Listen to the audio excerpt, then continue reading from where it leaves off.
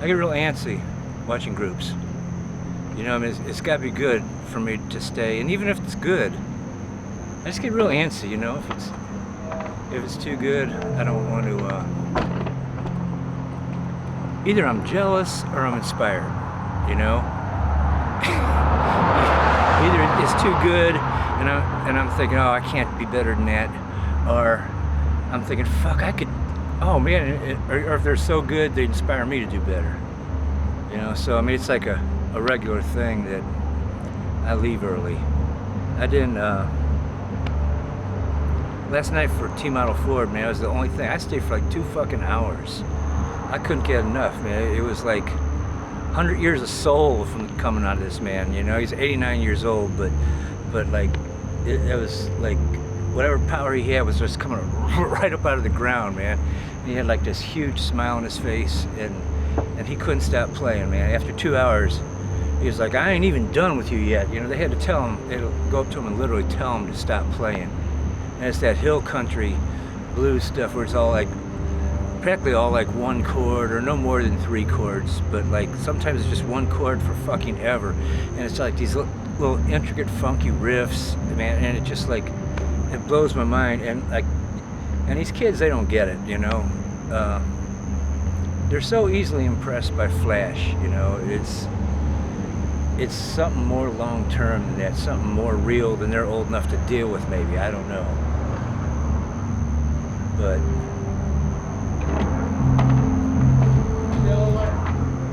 I think it's interesting with the Black Diamond Heavies that they're branching out, you know. They're playing more a wider range of music now. They don't want to get trapped in a blues ghetto. You know,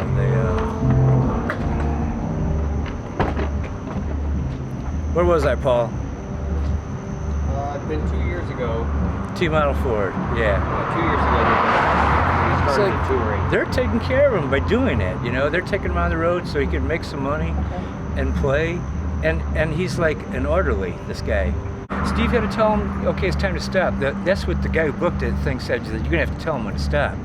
He's had the biggest smile on his face the entire time, you know? Are you taking notes for your next year's tour? Man, I can't wait till I'm 89 to have that kind of energy. You know? And like, he kept saying the same thing. Like, he'd do 2 songs and he'd go, T-Model Ford from Greenville, Mississippi. He goes, I'm a ladies' man. I'm an old man, but I'm a ladies' man. You know, it was like, and a van, you know, they know him, you know, sort of. And he said, when I said T-Model Ford, he goes, he's from fucking outer space, man. I said, what do you mean? He said, like, I just see shit with him that I don't see, you know? He said, like he'd be playing these gigs, and these young white girls who are like the really hot mall type girls, they're fucking all over him, you know? Oh, he's a ladies' man? He's a ladies' man. He's an old man, but he's a ladies' man. You know, and like every, like, 3 songs, like, from Greenville, Mississippi, and was it Tim Sullivan was like talking to him, you know, and he's, you know, sort of sitting there nursing his drink, and Tim goes, yeah, sometime I'm gonna have to get down to Greenville, Mississippi. And he goes, Greenville, Mississippi? That's where I'm from.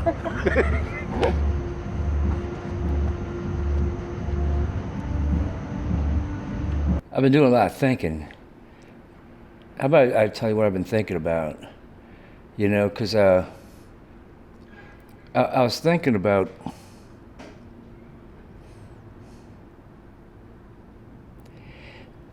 for some reason I was thinking that this situation I'm in is like a temporary situation, you know, and then it dawns on me that I've pretty much always been like this, you know. It isn't like I fell into something, you know. I mean, it is kind of.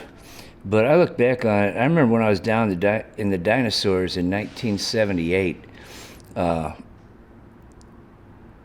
think of us as being like, you know, these really streetsy motherfuckers or something, you know, but like, I was the only one living like that. The rest of these guys, they 2 of them were married and 1 of them was raising a kid, and they all, you know, they had places of their own, and I was like living in an empty 17-room house. I was house sitting this 17-room house, burning every shelf in the place, for warmth in the winter because the furnace had got turned off, you know, and I didn't have a telephone, so like if they wanted to get me for a last minute gig, they had to drive down the city from my place from North County. You know, it was,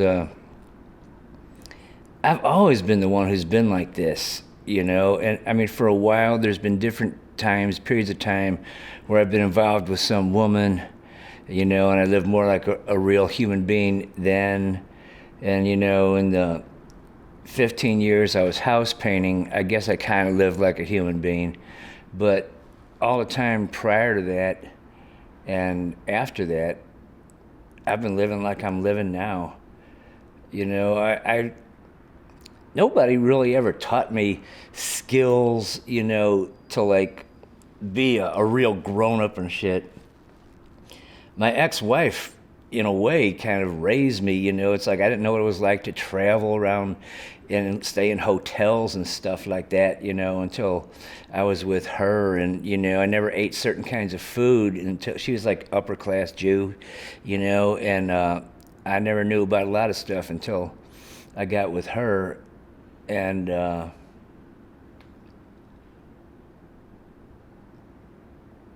think when we broke up, I always felt like I thought there was really danger of I was going to go back to living like an animal, you know, and I didn't. But then after the last 2 times in the hospital, it's kind of hard to get back on my feet, you know. And I just put one foot in front of the other and just try to keep doing something creative all the time, you know, whether it be like the scrapbooks. You know, I mean, I spent a lot of time when I get home to what I laughingly refer to as home, you know, where I'm staying, and I rip up magazines and paste shit into these books just for something to keep my mind off of stuff, you know. I get movies out of the library and watch it on this TV I got, somebody gave me, listen to the radio, read. I guess it ain't all that different from other people. I just don't really have my own place.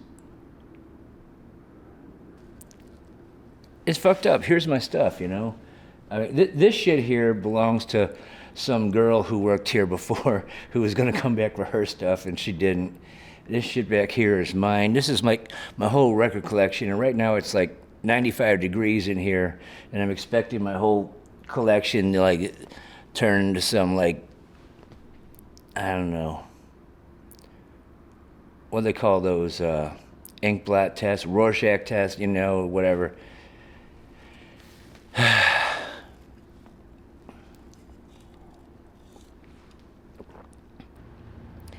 You know, like I've been through enough therapy to know that, like, okay, in my case, when the 2 people who are supposed to love and nurture and raise you, when they are unavailable, you spend the rest of your life seeking out other people who are unavailable.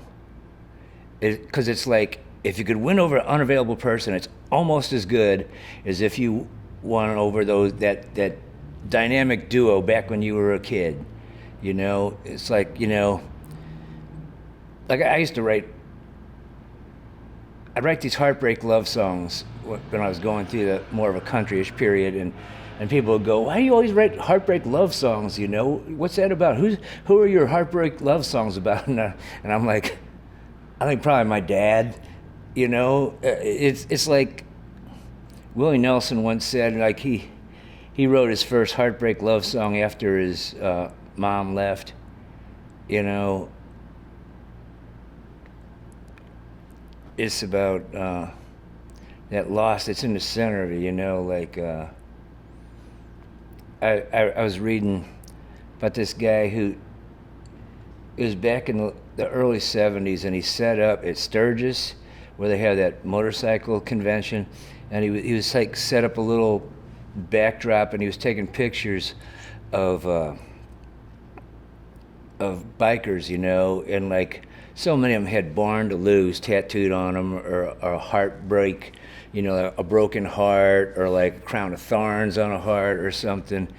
And it struck him after a while that there was a similarity to all these bikers, and he mentioned it to some big ass biker, and the guy goes, "You mean like a look that they've lost something they couldn't afford to lose?" And he's going, "Yeah, that's it, and I really believe that, my dad died when I was 3, and I remember right before he died, I was 3 years old, but I got memories of it, I remember I went to him with like this little broken car. He was just laying there in bed, and I came and asked him if he could fix it. My mom was like, she like pushed me out of the room, It was like something like, "Can't you see your father's dying?" And that was the last time I saw him, And right now I'm thinking maybe that made me think that I had something to do with it, because like all I know is I bothered him while he was sick, and that was the last time I ever saw him. So I think my heart got broke way back, and maybe on some level I've been like living that out the rest of my life. But I mean, if it was easy to change, if it was simple to change, everybody'd be doing it. Change just takes so much time. It's like the layers of an onion. You go through a million layers on an onion, and you could still be tearing them off. It's like we get better, but we don't get well. I could tell you I'm in a lot better shape now than I ever was in my life. Not physically, but just, mentally, and knowing who I am, and knowing what I want and what I don't want. I want more of the same. For the first time in my life, I'm starting to get some kind of acknowledgement, and I could like feel it, and I know that it really started for me in 1997, when the worst thing that could have possibly happened to me at that time happened, when I got like, hundreds of blood clots up and down both legs, and I thought I was going to die. That's when it began, man. People put on 4 different benefits for me. Just rock and rollers in the community, bands all wanted to play, and it just struck me, man, if I meant that much to them, that maybe it's time I meant more to myself too. And it was that point I started getting really serious about using the talents that I think I've been given, my creative talents, and it's slowly been building from there. I want to be able to, I don't want to be rich, but necessarily, but I would like to be able to make enough money doing what I do to have my own place, and to be known by other creative people who mean something to me. If I could just make enough money to have myself my own place, a ride, and be able to still be out there playing music and taking pictures and writing, I don't think it can get any better than that.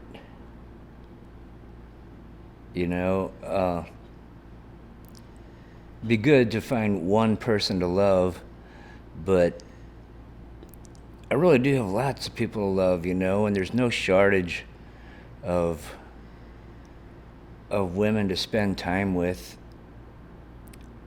I heard somebody talk about one time about if they're gonna be with somebody, it's gotta mean something, that other shit, that's like farm animals. I'm past the point of wanting to procreate like a goddamn farm animal, I don't need to be with somebody else. I function better creatively if I'm by myself. But damn, it does feel good to have somebody to sleep with and share stuff with. But like, if it came down to like, do I want to be a creative person or do I want to have a relationship, and I could just pick one, I'd pick the relationship. I mean, no, that's a Freudian slip. I would pick being a creative person every time,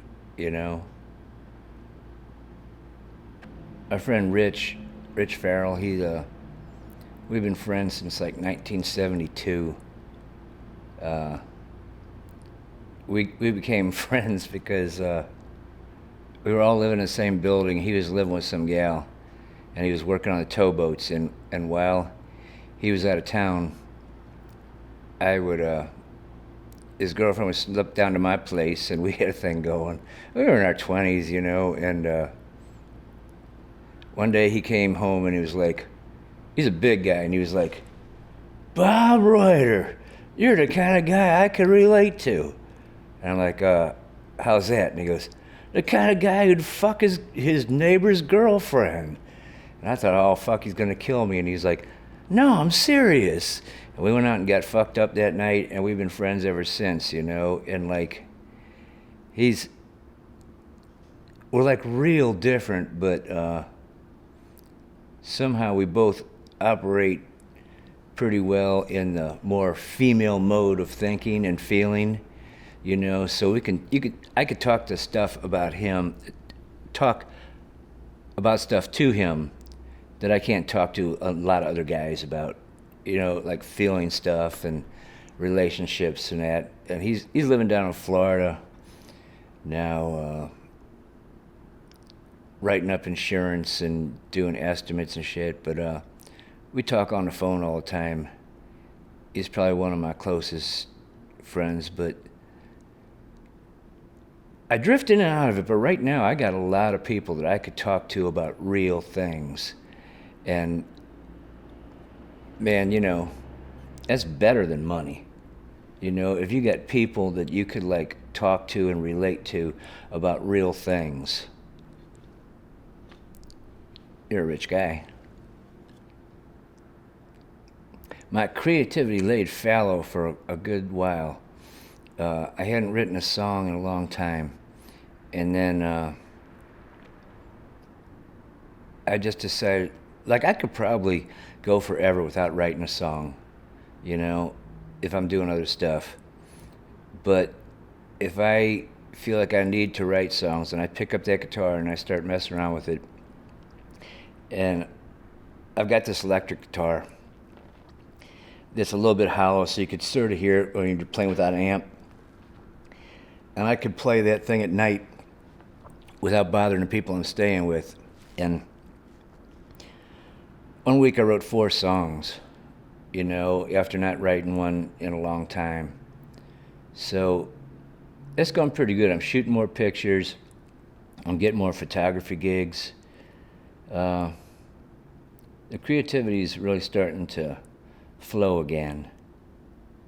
And I think it has something to do with being back on my own again. Oh man, that is like opened me up, you know. It's been wonderful. He's like, it's not really my age, you know. I'm just shy of being old enough to be his dad, probably. But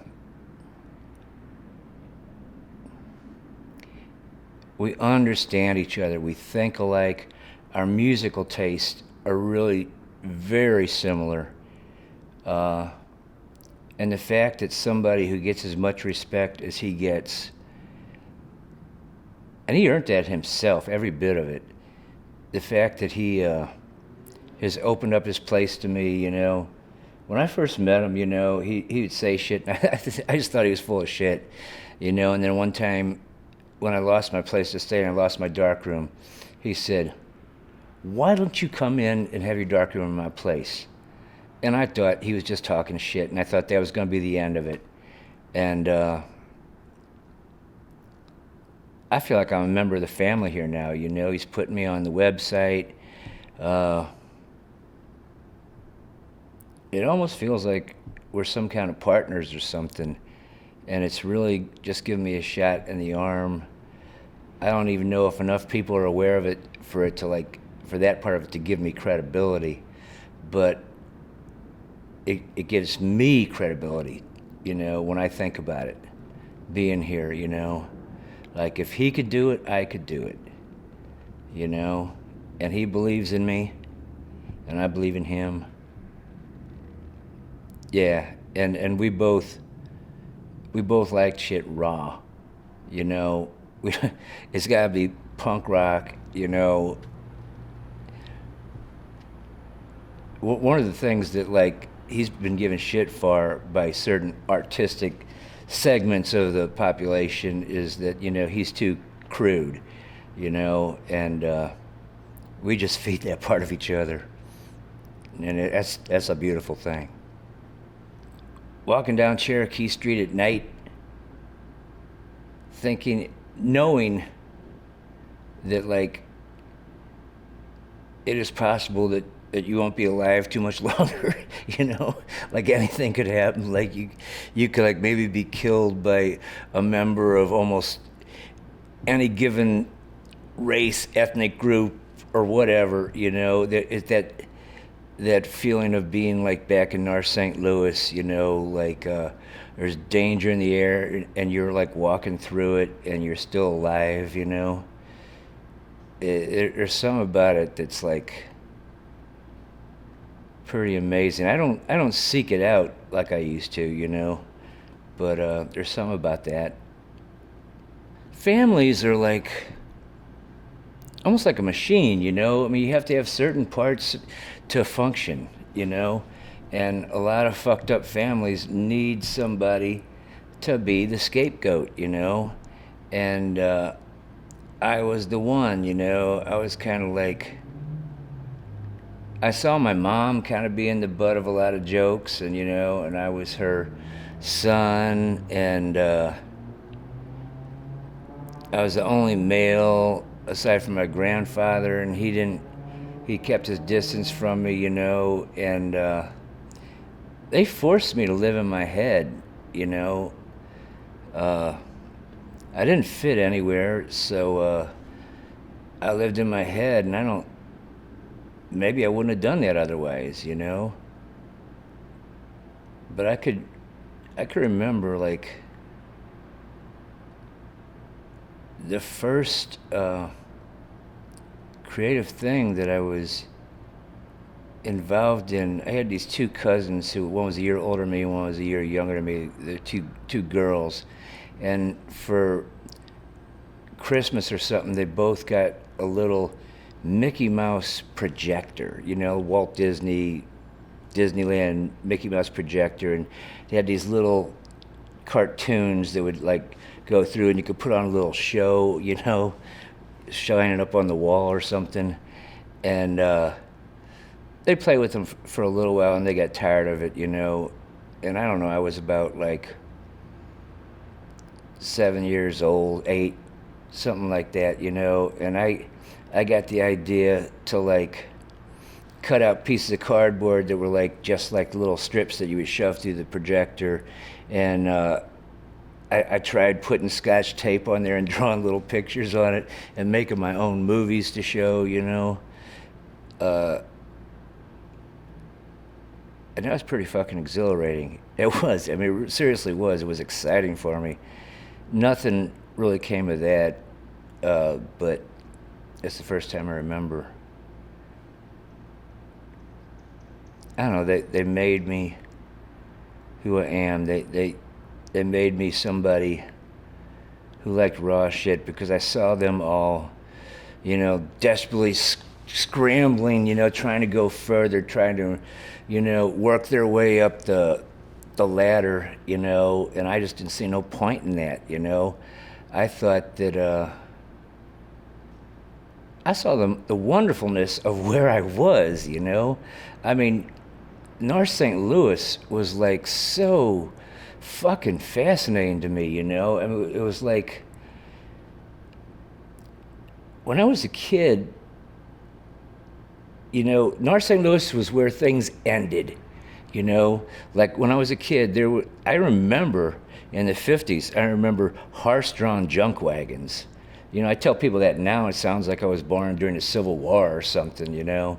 But I can remember that shit, you know, and, like, I've always been, like, fascinated by the architecture and the kinds of people, you know. They're like these these trash people move up from the South, you know, that move up from Arkansas and shit. And, you know, the black people who were like moving into, you know, St. Louis is a very segregated place, you know, and first the boundary was here, and then the boundary was here, and then the boundary was here, and then we were there, you know. And it was like, it was exciting.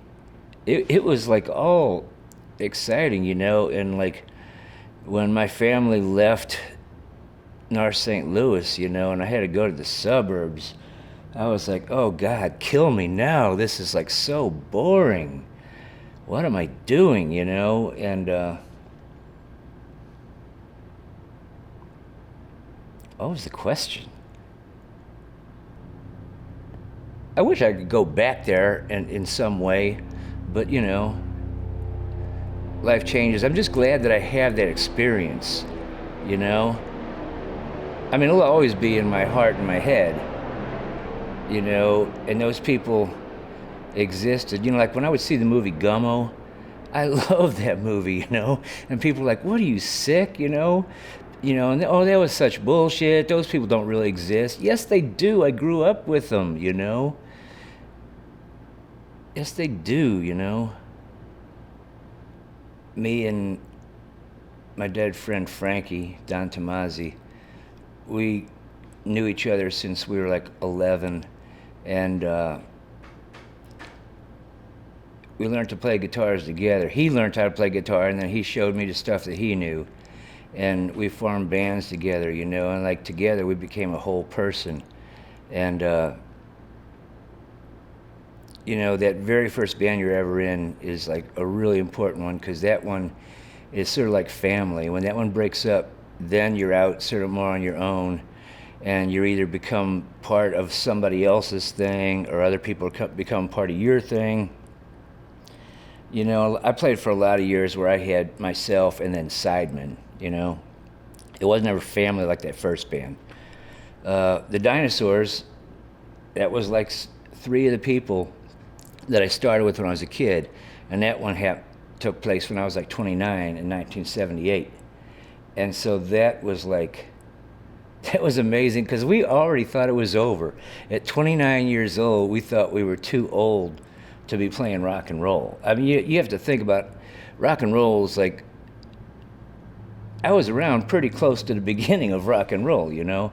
Like I remember seeing Elvis and Jerry Lee Lewis on TV and all that, and we thought when we were 29 that we were like maybe too old, and we realized we weren't, and that we had more in us, you know, more shit to write and sing about, and more energy than we had when we were little kids, you know.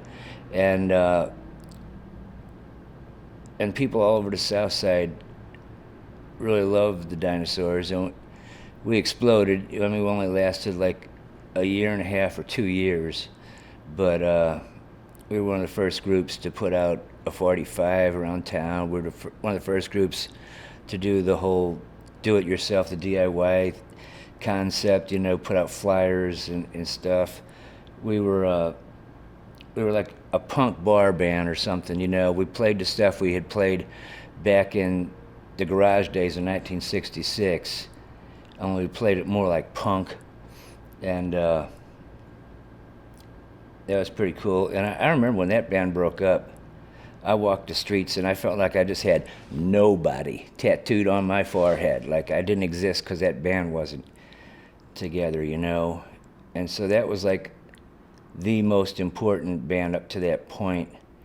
And after that, I spent a lot of time like lost in the wilderness, you know, out on the desert, so to speak, trying to find out who the hell I was, you know. I played all kinds of music, you know, like I played punk, hard punk, art type punk.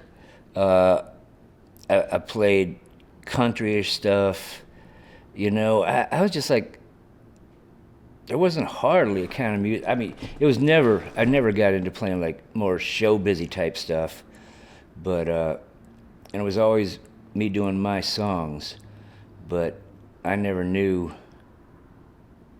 you know, what form it was supposed to take, because I hadn't synthesized all my sources in my head then. And now I've I synthesize everything, you know, from rockabilly to screaming gospel to dirty soul to folk, you know, just I mix it all together. I know people say that kind of shit all the time, but it's no one thing, you know. My baseline is that it has to be real, you know. Uh, I don't think I'd be able to say something that would sing something that would embarrass me. I just couldn't do it, you know. I wouldn't do it, and as long as I do that, I know I'm in good shape because shit that moves with fashion is going to be out of date tomorrow. You know, I mean, think of all them assholes with the synthesizer bands, you know. It's like, okay, they're going to be able to score big once every 20 years when the revival comes around. But, you know, if you're playing real stuff, like by real people, it's always going to hold up. And then after the Dinosaurs, there was a band in Syracuse briefly for like a year called Serious Journalism, and like that felt like a family. I had gone up to Syracuse to live with the woman that I eventually married, and put together a band. I just went up there with an electric guitar and an amplifier, and I met some guys through ads up at the school there, and sent back home for my bass and became the bass player. And we wrote some really unique, interesting shit. Serious Journalism. And then I left Syracuse, and I was in Kamikaze Cowboy for 9 years, and there must have been like 56 different members of that band all throughout that 9 years. And I had sort of evolved into this singer-songwriter type guy, and it was boring my ass, and I didn't understand why, you know, because I was just doing what I thought I was supposed to do, you know. You're supposed to grow up and blah blah blah blah, and then when they offered me the chance to do the radio show, everybody thought I was going to be playing alternative country type stuff, singer-songwriter type stuff. And what I chose to play was the kind of music that I grew up listening to, real rock and roll. And all of a sudden it hit me, what am I playing that other crap for? This is stuff that makes you feel good, you know? And so I quit playing music entirely for like 3 years while I was doing Bob's Scratchy Records. And when I started playing again, I was playing more like the stuff that I was playing on the radio show, which is the stuff that I started out playing to begin with, the stuff that made me want to play. And there's somebody walking in here. And we put out 3 CDs. You know, one was basically my solo CD, and that's sort of like singer-songwriter type stuff. And then another one that was credited to Kamikaze Cowboy, and then another one that was credited to Bob Reuter and Kamikaze Cowboy. And I'm really proud of that shit, and I like the songs, and we do a lot of the songs still, but we do them a lot more raw now. There was a band called the Vultures, and I befriended them, and I had them playing on the radio, and they ranged in age from like 16 to 21. And they became friends of mine. And then when the Vultures broke up, they started forming other groups, and like some of these other people became my friends too. And one day they approached me. It was right after I had gotten out of the hospital with a heart operation. And they approached me with this idea that they wanted to do an album on their label at the time, Big Muddy Records, backing me up. With them backing me up. They said their idea was to present me like I haven't been presented before, in a way that would highlight my music, my stories, like my photography, everything about me that they saw as being worth something. And they said their idea was to bring me to a younger audience that might not even know who I was or anything, but they would listen if I was playing with them. So I'm like, hell yeah, that sounds wonderful to me, So like, I mean, in my head, I haven't changed since I was like 23 or 17, and now I'm playing with these guys who got the energy of that, And like, there have been times when they said that, like after a gig, they said that I kind of wore them out, but they still got that fire in them, and so many people lose that fire, Certainly by my age, most people have lost the fire, Like all my old friends, they're preparing their nest for the coming winter, and I'm still like hungry out there on the fucking street, trying to find the next exciting raw thing I could do, I'm gonna be playing this gig coming up. It's a punk rock basement series of shows at a place called Cranky Yellow, I think it's called, and I'm sure that's not the name of it, but anyway, like my thing is like, I'm gonna be the oldest person to ever play one in that basement, you know what I mean? It's like some 58-year-old guy in this punk rock basement, and they're asking me to play on that bill, and I just think that is fucking cool. I would much rather do that than play at some like upscale horse's ass nightclub, I play hard country shit. I mean, the real sing through your nose country shit, and because that was there when I grew up too, there was like all them people, them poor white folks who were moving up from Arkansas and shit, they brought that up with them.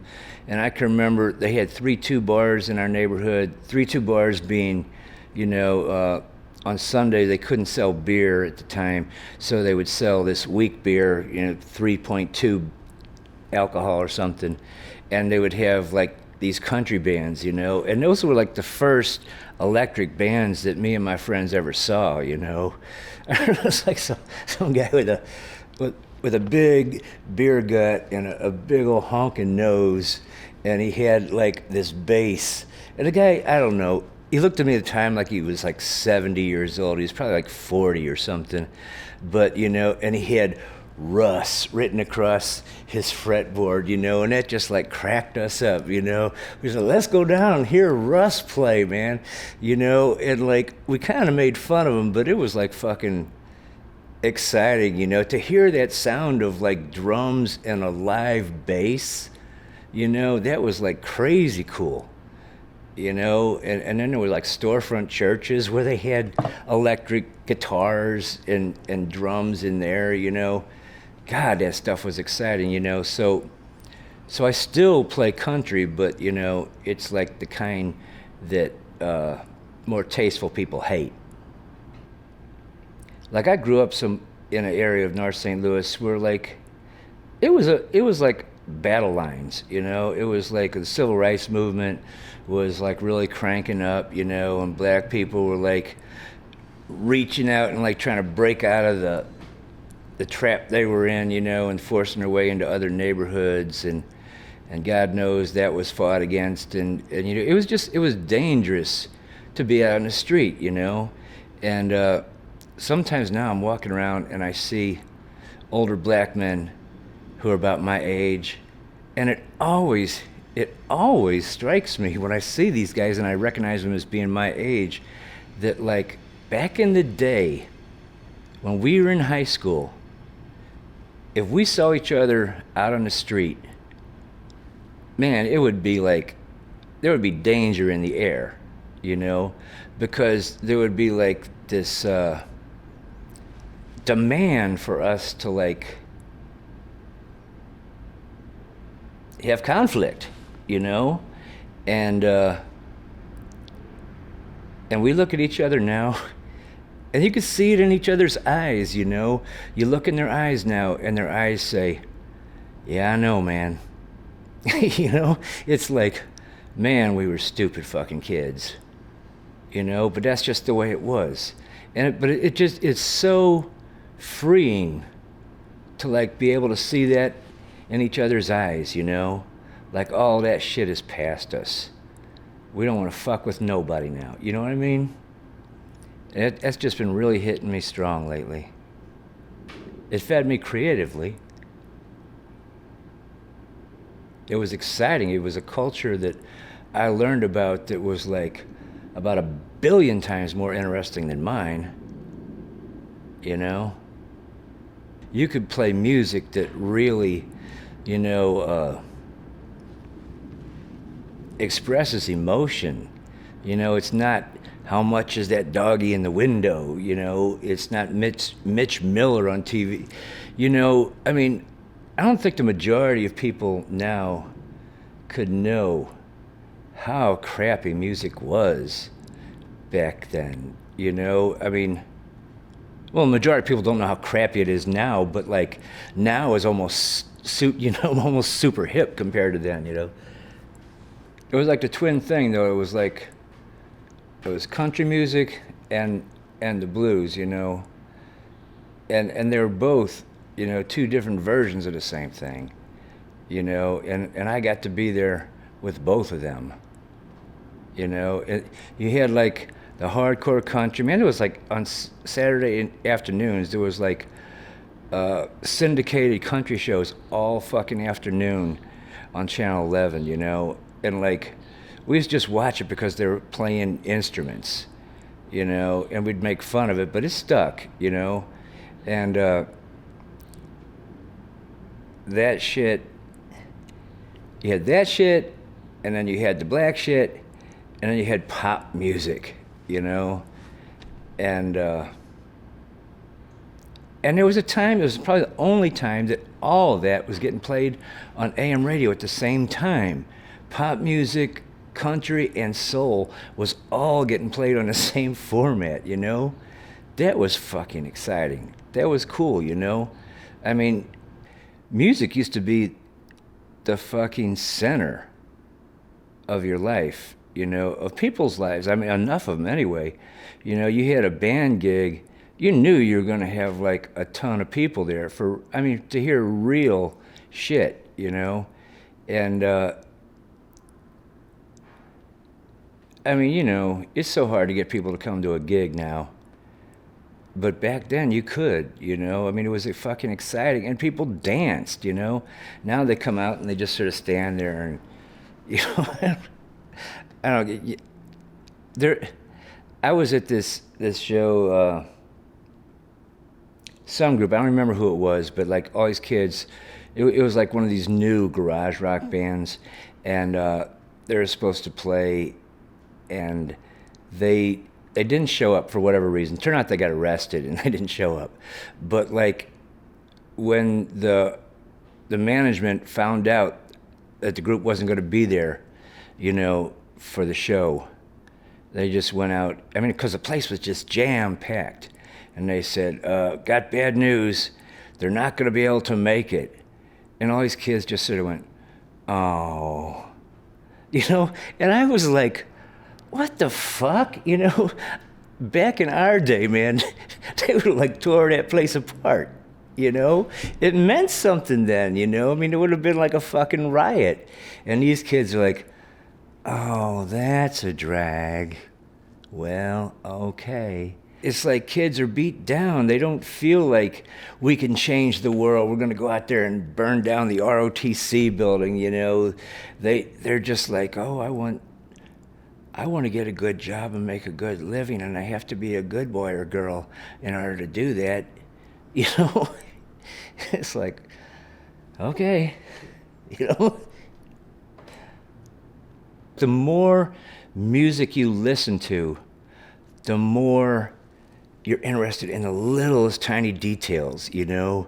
And that's what really makes it interesting and exciting too, you know? Like we'll be doing something and I'll hear Matt throw some little shit in there and I know exactly where that came from, you know? And it just colors it, just a little flash there, you know? and then it goes on to something else, and there's like a million tiny little points like that, and it's exciting, and we never know from night to night when that's going to happen. And the Dirty South is like the same way to a large extent, you know. We get out there and we don't even know, we don't really have a set list, and just we don't know what's coming out, you know, and that's exciting. You know, I ride through the night with strangers on public transportation. Think I'm gonna go home. Think I'm gonna make me some soup.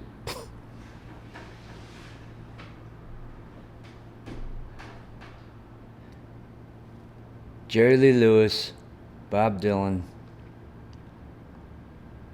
Chuck Berry, Little Richard, and then Pete Seeger, Leadbelly,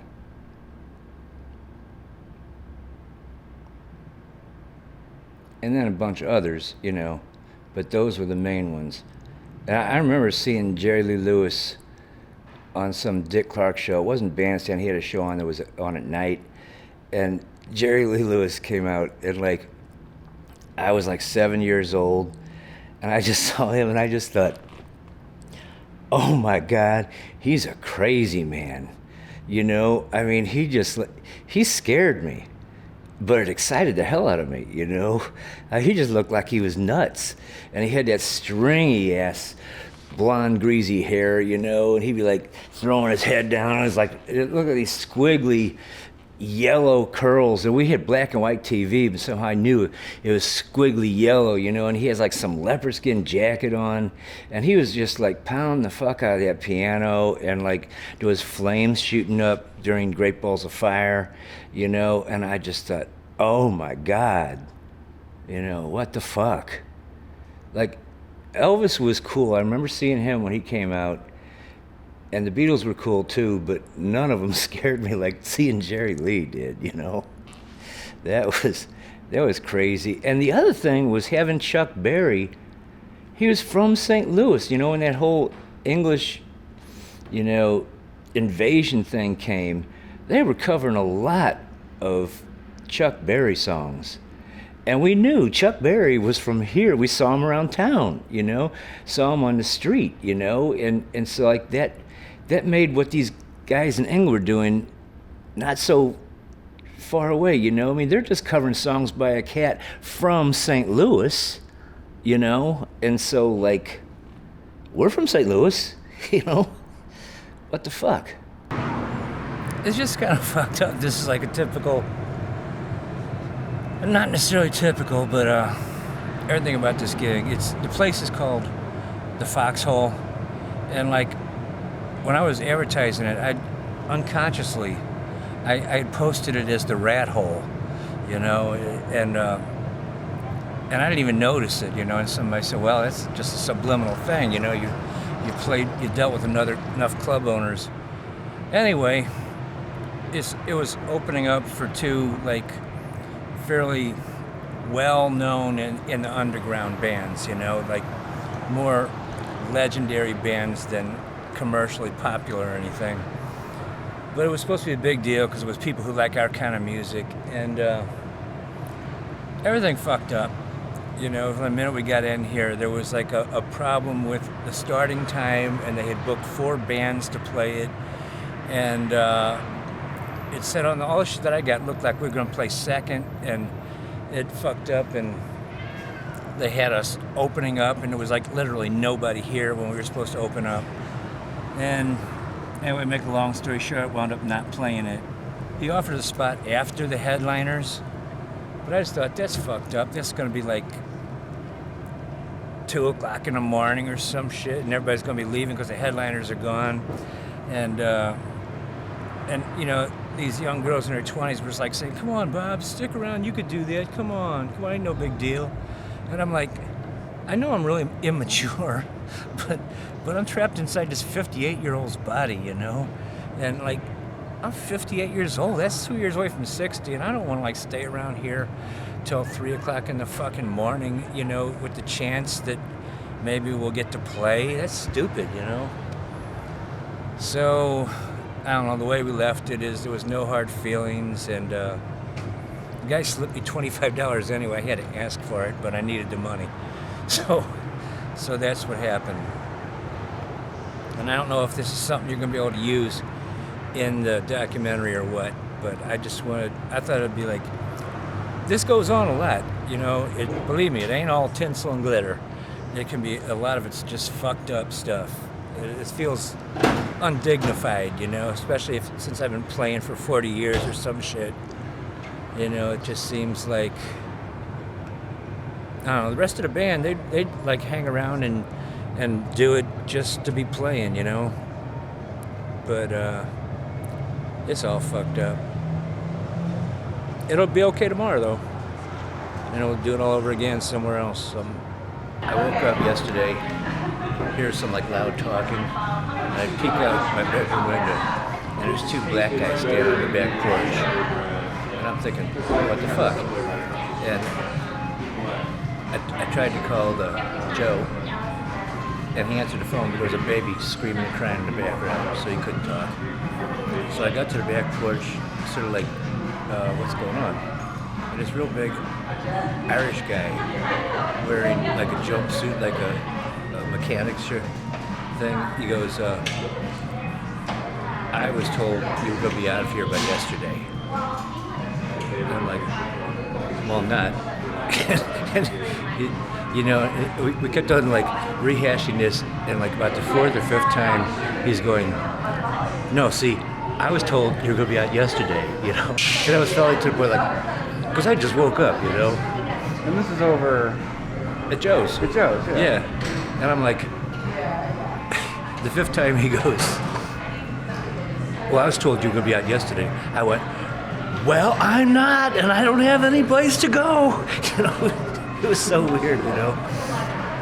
And he's going, but no, you don't understand. I have to make things smooth for my girlfriend. Well, I've got no place to go.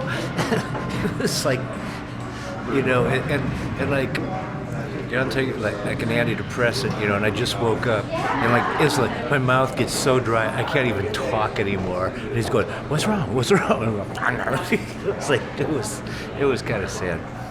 So I sort of freaked out behind that, and you know, I figured I had most of my stuff out. So I told the guy I could probably get out in a week, by next Sunday. And I went to breakfast yesterday at the Black Bear, and this couple offered to let me stay at their place. They got a big house, so I'm going to be temporarily moving into a room there. This girl contacts me, and I always like, if it's somebody I don't know, I always like go to their page and check them out, you know. And like, she's like 21 or 22, and she's in this punk band. And she goes, want to hear a funny story about you? And I'm like, okay. You know. And she goes, these two guys that she's in a band with fight over me all the time. The one guy loves me, and the other guy hates me. And they get in arguments about me at band practice, and it's even come to fist one time. And I'm like, well, why does the one guy hate me? He says, he thinks the other guy loving you is ruining a perfectly good punk band. You know, it's like, it's a feeling of having broken glass in your stomach when you don't know where you're going to stay, you know?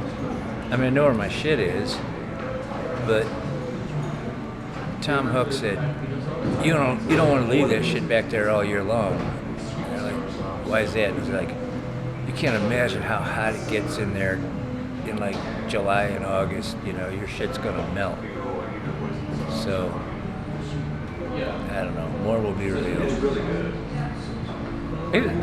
I found this deal where it's like $390 a month for like this little room, you know, and utilities are included. But you gotta come up with an extra $390 for a deposit, and you also have to fill out an application. You know, I said, like, what's the application for? Well, you know, references from the last people you rented from, and I'm thinking, I'm fucked. proof that you have a job, I'm fucked.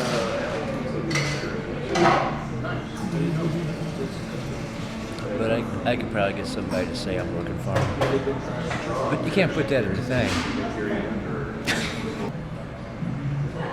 Okay, I'm going to have Tom Huck's going to be on there next week with me. And he's like bringing all, he's got like some amazing shit, you know. He's got this tape of Patsy Cline. You know, like she was in this car accident where she almost died, like cut her head open and everything.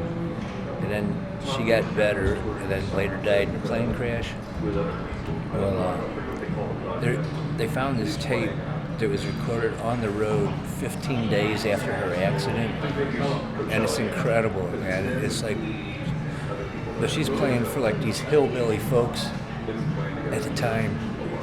So you got Patsy Cline singing. She still sound all smooth and everything, but the band is almost like a country jump swing band, and you could hear like all these hillbillies out there going yahoo and shit like that. It's like pretty fucking cool.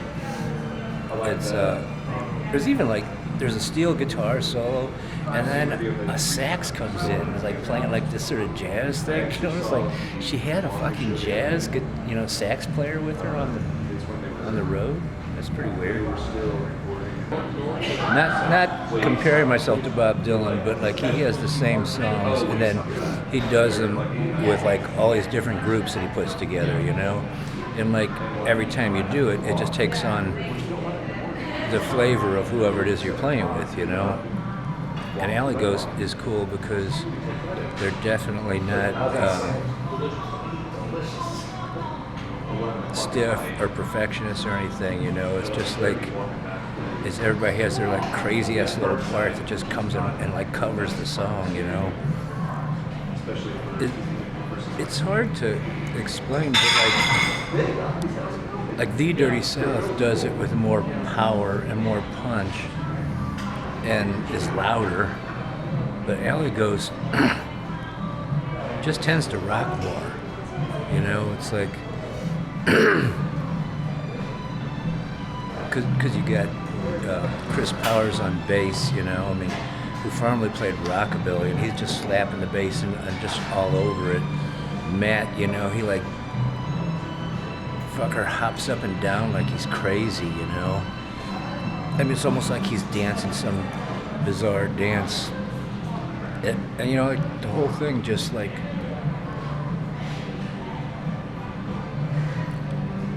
whereas The Dirty South is like three main instruments, and each one of them is like, you know, 1/3 of the sound.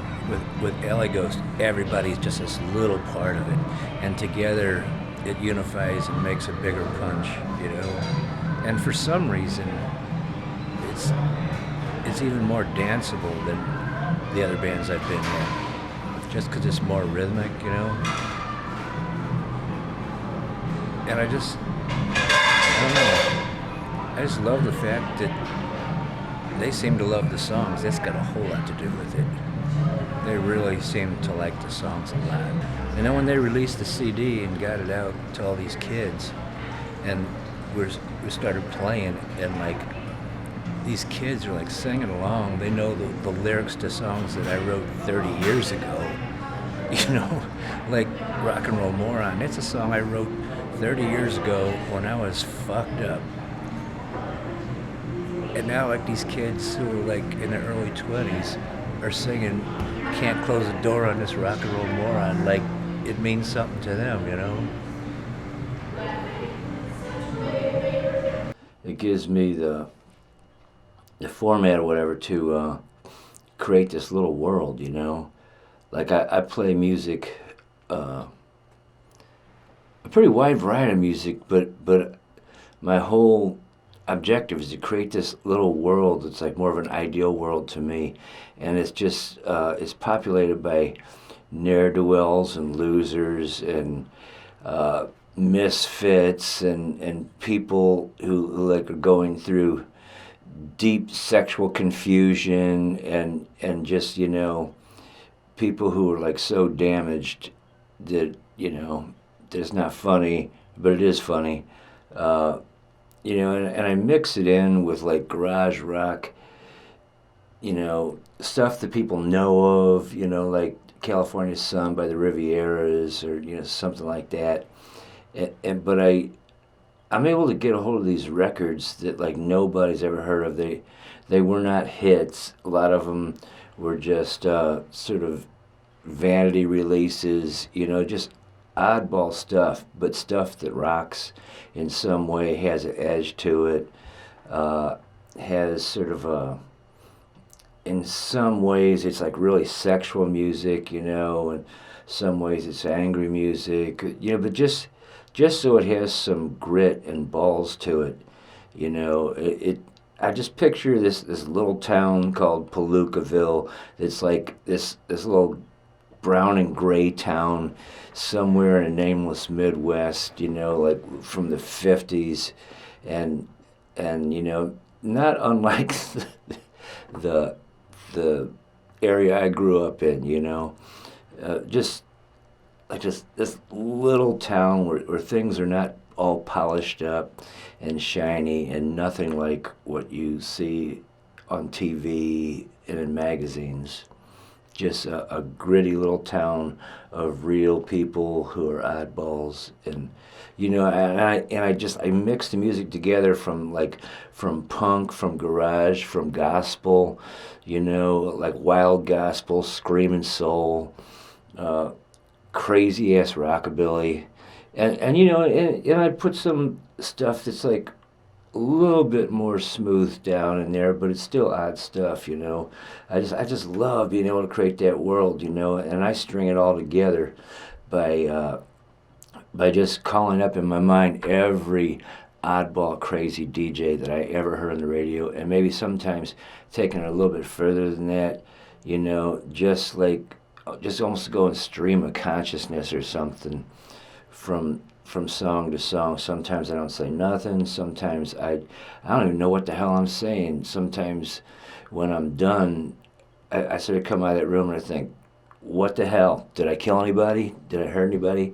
You know, I love that. You know, there's no other place I can get that. I like it, the fact that people know who I am, even if they don't know what I look like. Maybe they have like a picture of what I look like. Sometimes I'll be out around town and we'll be talking and I say I do a show and they say, oh, what show? And I say Bob Scratchy Records. And you could just see their eyes getting big going, you're him? You're Scratchy Bob? And I hate being called Scratchy Bob, you know. If I'd been thinking at all, I would have called it Bob's Handsome Records, you know, 'cause then they go, oh, you're Handsome Bob? You know, yeah, I am. But, you know, I just love going, yeah? And they go, damn, I listen to you all the time, you know, shake my hand and stuff. I like to think I have a face for the radio, you know, and I can look like whatever I want to. So sometimes when I do it, there are some points in the show where I think of like gals at home listening to the radio show, you know, and maybe being lonely and stuff, you know. I sort of like talk to them sometimes, you know, try to whoop that up a little bit. I like to think both sides get something out of that. We're really lucky here in St. Louis because a lot of the history of independent radio comes from here. Like there was a station in the 60s called KDNA that's like the precursor to this station. And it was down in Gaslight Square, which had fallen into ruin. And it was just in this nearly abandoned building of what used to be Gaslight Square, and then it became sort of known as the Stroll. You know, there'd be like horrors and crime and everything, you know, and there'd be this one building was like a hippie house, and you could do anything on there.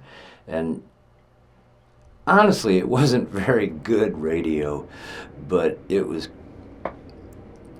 crazy, you know. You just, you know, like they'd be trying to like make money doing pledge drive, and I turned it on and you'd hear, you know, like we could do things you can't hear on other stations, like this. Fuck, fuck, fuck, fuck, fuck, fuck, fuck, fuck, fuck, fuck, fuck, fuck. You can't hear that on any other station. You know, I mean, they were really sort of outlaw. And wound up the guy who owned that station wound up selling it and taking off. And it just left a void. So about 20 years ago, a group of people just actively decided they wanted to do a station, and somehow they bought this station. And it grew real slowly, but it was always in the red. And then this woman who like is sort of like the head of this whole thing now, and the TV side. There is a TV side now too. Bev Hacker. She like really drugged the station into the black.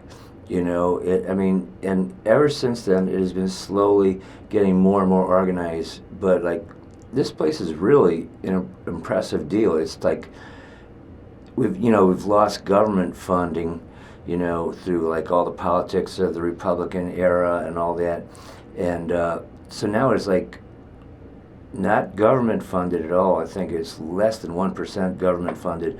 The rest of it is, you know, through outside funding. You know, it's either listeners or there's corporations or there's grants, and that aren't necessarily government grants. And we have a studio here. You know, like bands are coming through town. They'll record here. And they're always amazed, you know, they look at like, our town doesn't have anything this good, you know, and a lot of cities that are bigger than St. Louis, you know, this is like probably one of the top 10, at least 10 independent radio stations in the entire world. And it's in St. Louis, Missouri, on the south side of St. Louis, you know, in the bowels of the South City. I get emails from people all over the world. You know, I mean, mostly all over the country, but I do get them from outside of the country where they listen to my show. And it's not huge numbers, but, you know, it's kind of impressive. In the pictures, in my music that I play, in my writing, and the radio show, it's like where I come from is always right there. You know, it's like when I do pictures, I like to have it like in a real lower working class sort of background. You know, I love to have taking shots of people, and like maybe I've got a space heater in the background, you know, and that identifies it as a certain thing, you know. Maybe I got a door and it's an old door and there's a transom over it, you know, which only old brick buildings have. That's in there. You know, it's stuff like that that like gives you a sense of place. And my show does a lot of that. It draws in, it puts me back in mind of where I was when I first heard these songs, you know. And a lot of them center around from 1966 to 1969. And then, I mean, some's earlier, you know, like when I was like 7 and I was listening to my sister's records and I was getting memories from that. But for me, it's like from 66 to 69 when our neighborhood was like, the hillbillies had just started moving in, and that meant the blacks were moving in right after that. And it was like a really exciting time, you know, because it was like craziness, and it was some violence, and there was like all this stuff, and that all comes across in the radio show and stuff that I say and stuff that I play, and people relate to that, and I get calls from a lot of people who also grew up in North St. Louis going, yeah, you know, and like I said, like Artie, who shows right after me, he's also from the north side, and you know, it sort of like brings up all that stuff. There's just a grittiness to it, like the way I talk and everything comes from that. And I could just, you know, you bring what what I have been into this thing of doing the radio, and like,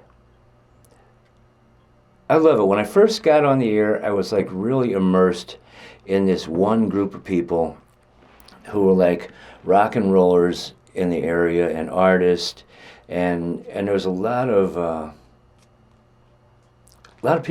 people that like operate on the South Side and South Grand.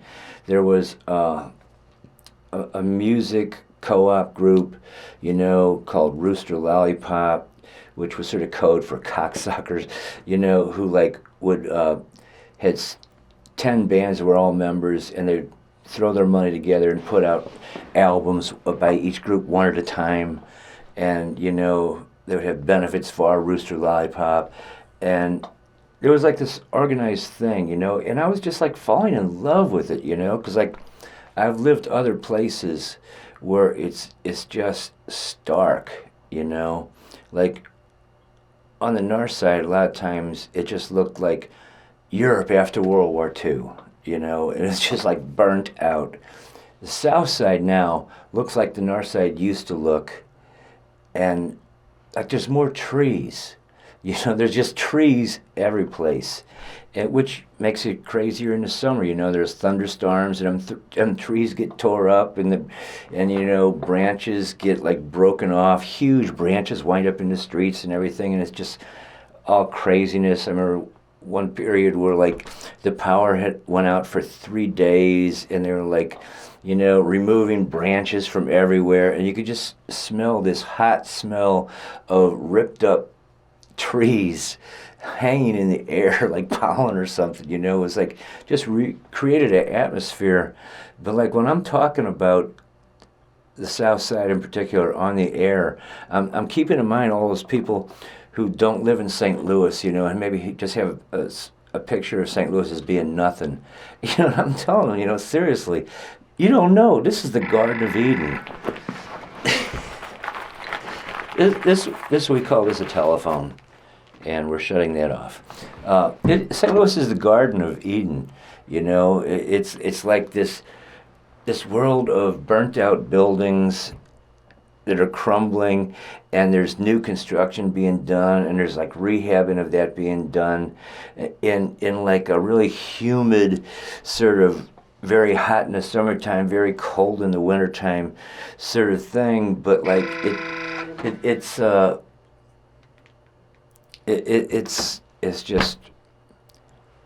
cool. There's a community here, and that's like the most important part. It's like the surroundings, the physical surroundings are all very cool, but it's the community that's really important. And that has nothing to do with making money or anything like that, but you could live a lot better with good community than you can with a lot of money and no community, and like I try to put that across on my show, and I love doing it. We don't get paid to do this, and I do it because it ups my profile, and so the things that I do get paid for, maybe I get hired a little bit more because they know of me through the radio station, but and I've met a lot of really intelligent, smart, cool people here, and and I grow through that. We had this plastic radio, it's about this big, sat on a table in the front room. I mean, that tells you, it's like old days, a radio in the front room, on a little end table next to the sofa, and it was by the front door, and I slept on the sofa when I was a kid, so it was like a black radio with a big white dial. And it was like substantial, and the tubes glowed, and you could see it like, all lights are out, all you saw was the light of the tubes glowing, and then the light from the street coming in through the transom. And my world revolved around that radio, because like I needed escape, and there was baseball on the radio, and there was rock and roll on the radio. And those were the two things that I guess, even though I wasn't really aware of it, were like mainly important, probably more than television in a way, because it was like on a real daily and constant level. And it made me start thinking about this, and I haven't really told many people about this, but I did tell this one woman I was involved with about it, and like, it was pretty hysterical because she just sort of looked at me like, oh my God, more becomes apparent, you know. For a long time, from the time I was about 8 or 9, I had a little radio station going on in my brain. I would like walk around, and in my brain I'm doing like this little radio show. I'm interviewing people on the street. I'm like waiting for a bus, and I'm going, yeah, we're waiting for a bus, and I wouldn't be saying this out loud, but it'd be going on in my mind, going, the temperature here is about 45 degrees, we've seen it. We're going to keep you posted. We're looking down the street and we haven't seen any sight of a bus yet, but we have every indication that should happen soon. I want to remind you, you're listening to WBOB out of North St. Louis, and blah blah, and like I was telling this woman that I was involved with about this. This is like about 12 years ago, and she's going, so I'm involved with a man who has a little radio show going on in his head.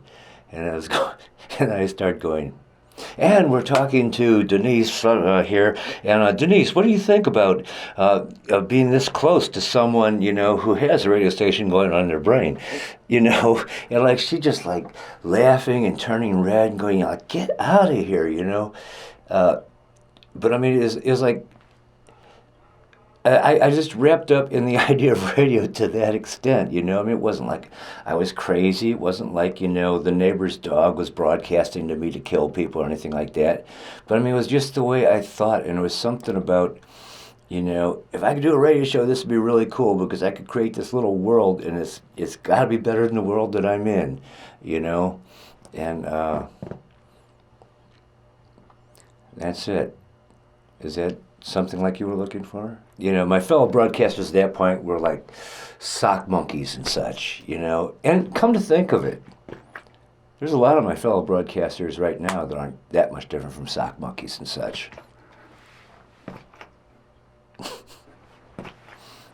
But see, like, this is what I'm talking. This is what I could do on the air, all that like crazy shit that just comes into your mind that most people just edit, I could just start talking and just be saying this shit, and I can't say shit, and that really does, impair me. I can't say shit, and I can't say fuck, which is a big part of my everyday vocabulary, but it creates this subtle shadings of things that I normally say, and I have to figure out different ways of saying them on the radio.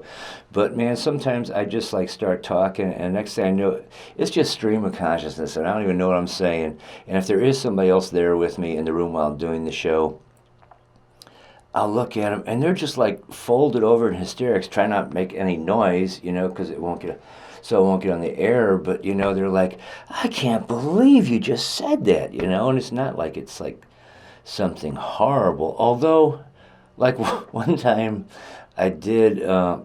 This girl I knew had this problem where there was a dead dog stuck in her car, and she called me up, and I told the story of me saving the day with this dead. You want me to tell that one?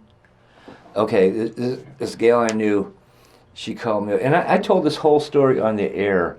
Only I told it sort of backed by the Nelson Riddle Orchestra doing the theme song from the original movie Lolita. It is a song called Lolita Ya Ya, and it was just instrumental. But it was like all these young girls going, ya ya ya ya ya ya ya ya ya ya ya ya ya, and I'm telling a story about the dead dog, with Lolita Ya Ya playing in the background. This girl called me up and said, like, well, I got this problem. I said, well, what kind of problem? I said, well, I don't want to talk about it. Well, you got to talk about it if you want me to help you out. I was like, okay, well, I got this girl. She's going from Colorado to, and she stopped through St. Louis, and she's going to St. Joe, Missouri. She's like taking her dog and this other dog that belongs to some people from Colorado who live in Colorado. Now they live in St. Joe, Missouri, but they had to leave their dog behind. So now she's transporting the dog to St. Joe, Missouri, and she's come through St. Louis, and she came through, and at night last night she brought her dog, and she came inside with her dog, but she left the other people's dog out in the car. Well, you know those thunderstorms we had last night?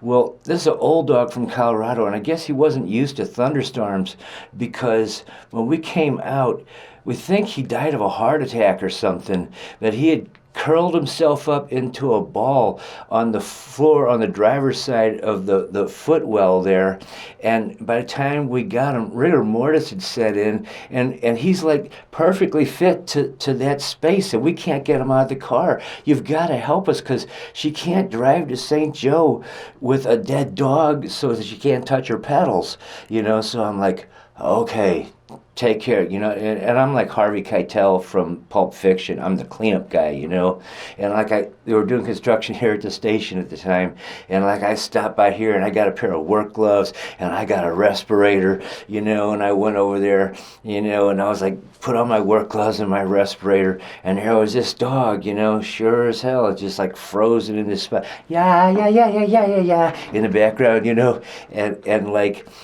and the dog was hard as anything, hard as a rock, and his teeth were like frozen, his teeth, he's baring his teeth, and I grabbed the dog by his tail, and I yanked it out, and man, it just went,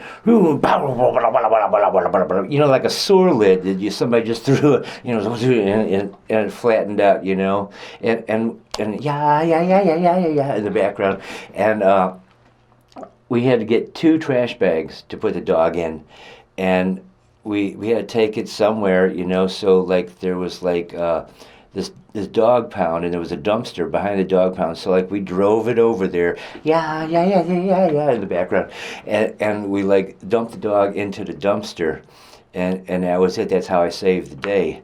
And you might not believe this, but there are some people, some liberal people with money, who are very upset that I told that story in that way. They thought that I was advocating the murder of dogs or something, and I swear I believe this. Had I told the same story about a child, it would have been okay, but it was the fact that it was a dog that died, and I guess they were thinking that I killed the dog. I didn't kill the dog. I was just hired on as dog removal, but I told the story on the air. And we don't have advertising, we have underwriting, where organizations or whatever have a message, and they just say, this portion of the program is underwritten by the Jones Society, who try to save little babies, and we have that rather than advertising. Well, this woman got people to pull some eco groups pulled their underwriting from the station because I told that story, and the woman who's in charge here was not amused with me, She kept going, you knew what you were doing. I was just telling a story, and she's going with Lolita, yeah, playing in the background. You were just telling a story. I think not, but I'm still here. But I remain being ever vigilant. Now, whenever there's an animal that dies, I don't talk about it. I might imply it, I may mention it in passing that an animal died, but I never let on as to any involvement from me.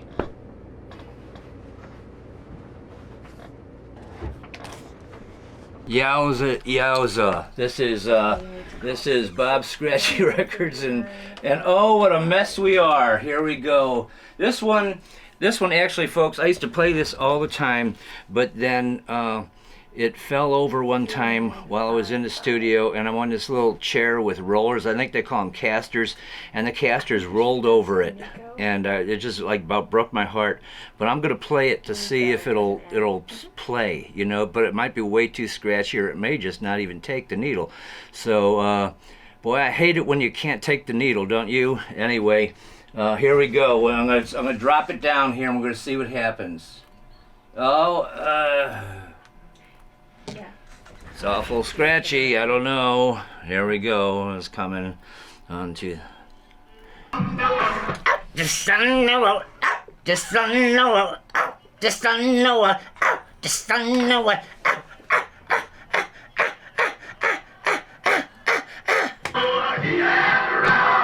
Yay! Yay! Yay! I drove the devil out him.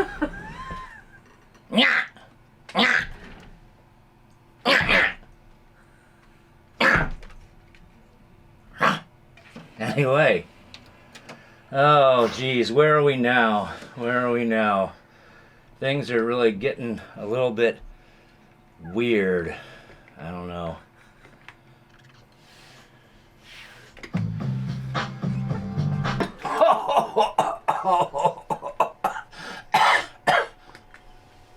Oh, Christmas isn't just a day. It's a frame of mind.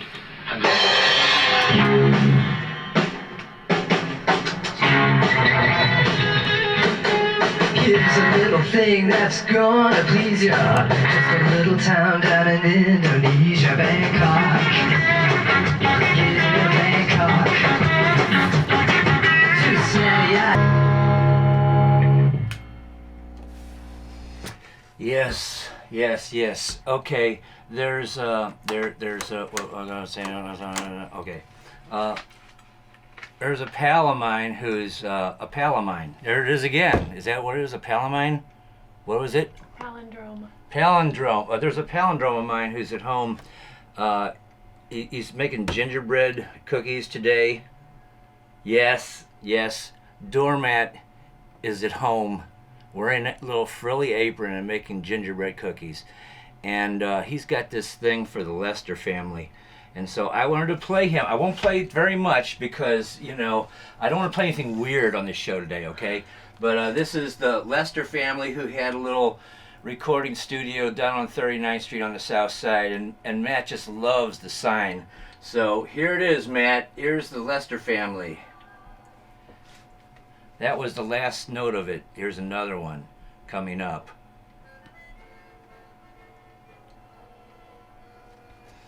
The Lester family of St. Louis, Missouri.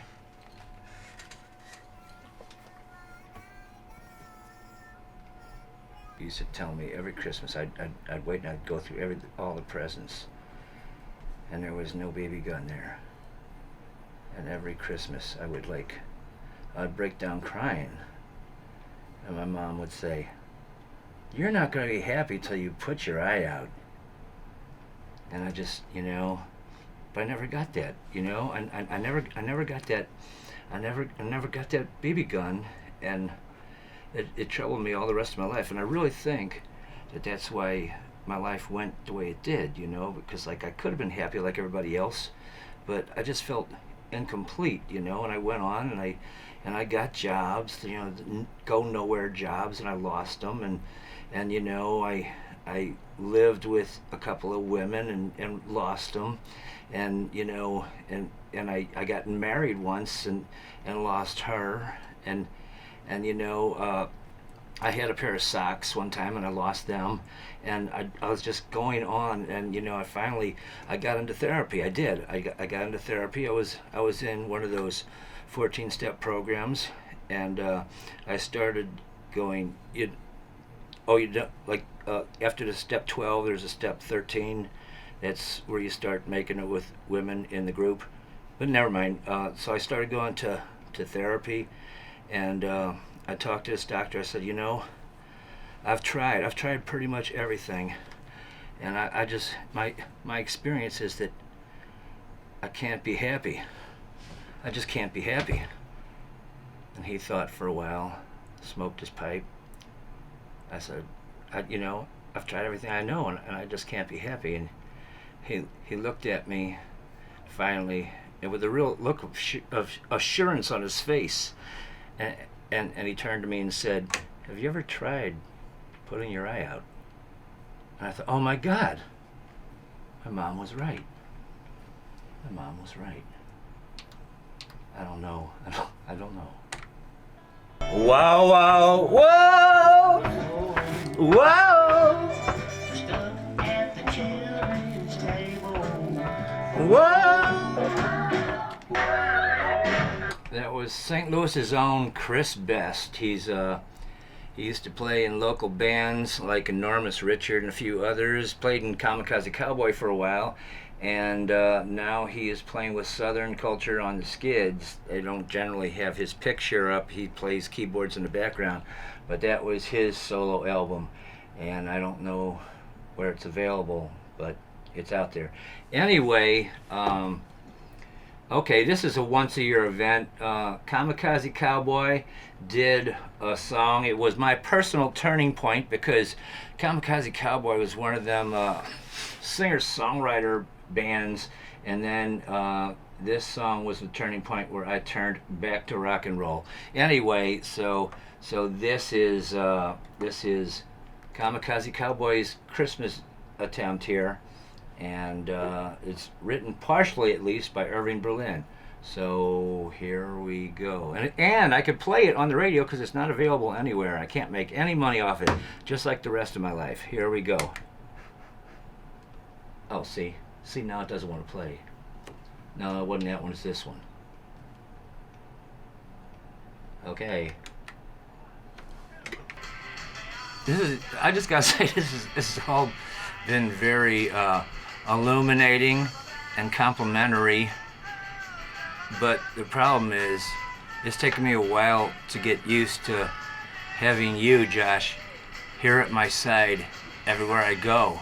I go out in public and there you are, and people just think it's like that TV show Entourage or something, and it's just, what I'm trying to say is, I'm really gonna miss you when you're gone, you know?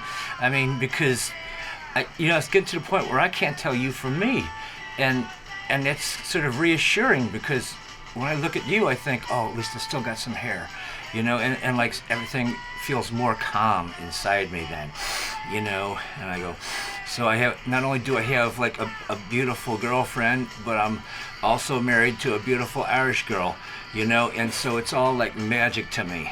It's all like magic, and it just means so much to me. And like, when you're gone, I'm gonna have to refigure out who the hell I am. I'll be on the street like kind of performing, striking a pose, and there'll be nobody there to document it. So just try to be understanding with me if I get awkward and ugly, okay?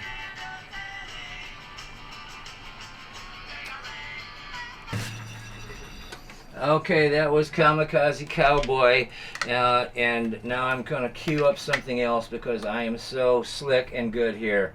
This is Bob's Scratchy Records, and you are listening to the second last show in a while. Christmas Day is going to be my last show before I do an 8-week sabbatical. I'm going to Aruba to study pygmies there and see if any of them are getting the kind of hotel accommodations they're happy with. Here we go.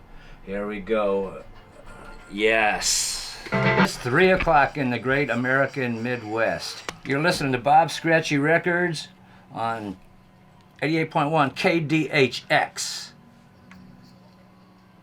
Yep. That was Stiff Little Fingers, and this is some messages. No, I'm just, I'm in the middle of my second last show here, and I'm feeling pretty good about it. It's getting a little wacky. Almost feels like the old days because I don't care anymore. I don't care if I get fired. So it's fun. Yeah, I know. There used to be a Western called Have Gun Will Travel, and this guy's name was Palindrome. And he would like ride through the West with a gun. He would travel with a gun. And that's where they said, what should we call that show? We'll call it Palindrome City. No. We'll call it Have Gun Will Travel, and that's what I did. Peladrone, Peladrone, where do you roam? You know, it was pretty cool. Anyway, the guy had a mustache, and that was like pretty innovative for the time. So here we go. What the hell?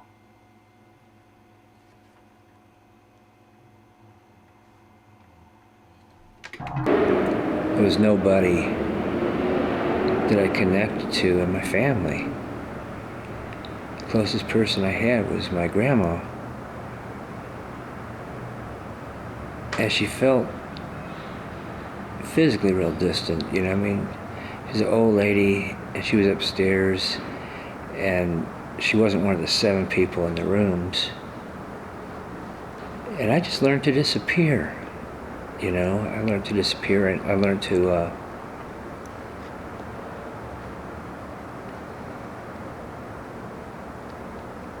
it just, nobody seemed to, I know on some level my mom did, and there was individual times that I can remember when I was unheard from, that she got upset. But those were just isolated times. There was a lot of other times that I was just gone. Nobody knew where I was. I'd just be running the streets and nobody knew where I was and nobody cared. And I was aware of that even as a kid.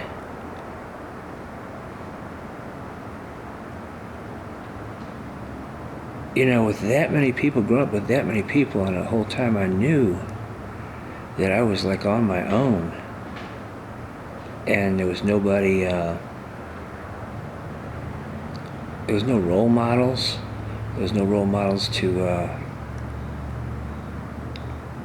learn anything. How a man's supposed to be, you know, just how you're supposed to take care of yourself. Real basic stuff. How you're supposed to brush your teeth and do all this stuff.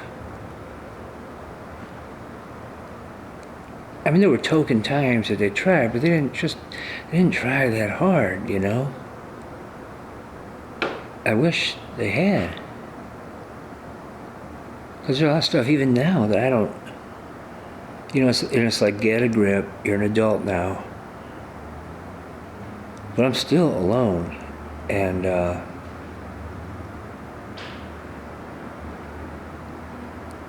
whole lot, maybe everybody does, but a whole lot of time, I just feel this aching in me.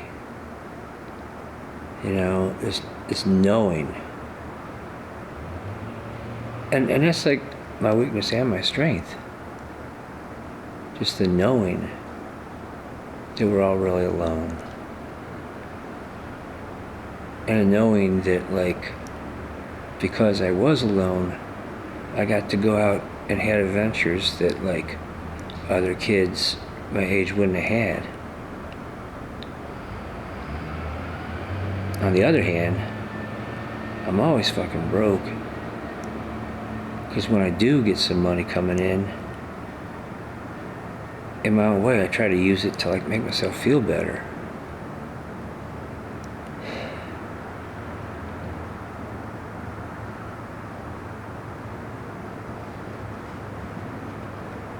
So here I am, 59-year-old man, and somebody watching this is gonna, like, they're not gonna see this kid inside me that I'm feeling.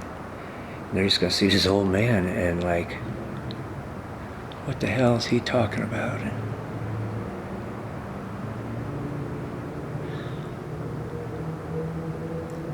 You can't pick your family, and you can't change the circumstances you were brought up in.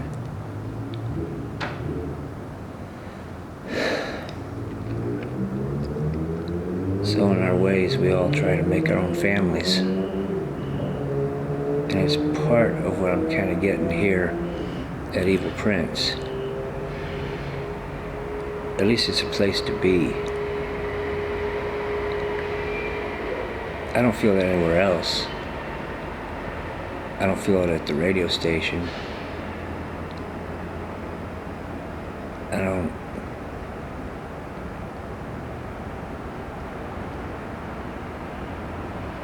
I wonder where God is.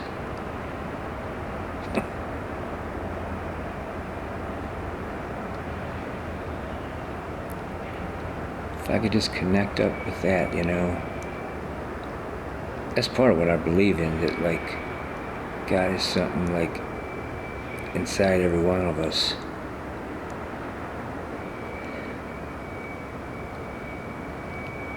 I don't know, man, my head's going a million different directions. And if you could take all my photographs and just cram them together, you'd have like this fucked up little city, this almost claustrophobic little city that looks a whole lot like parts of St. Louis, with a million different freaks as residents. And I don't mean literally freaks, I mean, you know, just like each person unique in their own strange way. And, you know, I've heard people talk about, you know, they have old-time faces, you know what I mean? The kind of faces you don't see anymore. You ever notice that there's faces, you look at old pictures and you see faces that, like, you think to yourself, you don't see faces like that anymore. Well, you do here. You do in the city.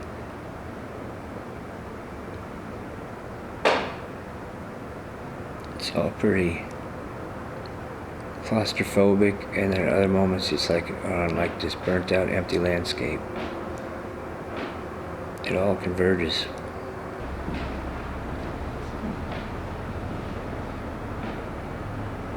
There's this whole thing, this whole way of being in the city that I don't think the rest of the world thinks the same way. There's like this whole set of rules, stuff that like, and I come across it all the time, you know, like, I remember back in 1979 I was in this bar on the south side, and it was old time, it was old school, and I was sitting with this gal, and this guy came up and asked her to dance, and you know, I was like, I'm sitting right there, and he asked her to dance, and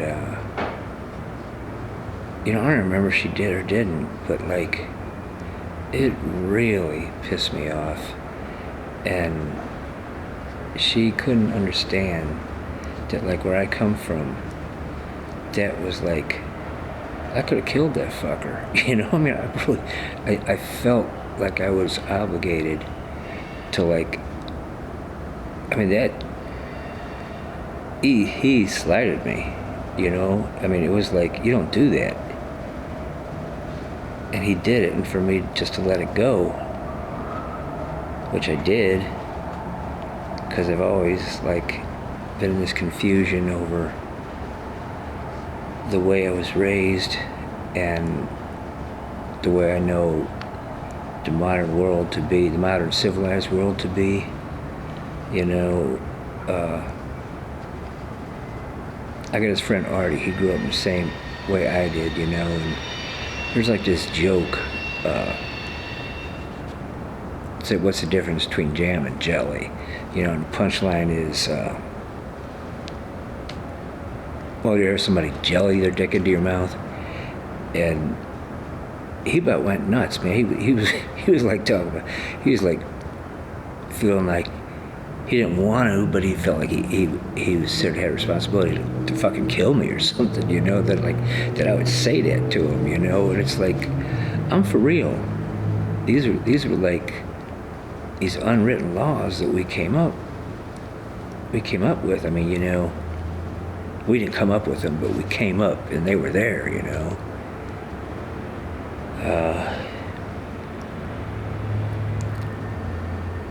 And I see a million of them, and like, they're going on every day, you know, and like, people say shit to me and I gotta come back bigger than them, and they don't understand.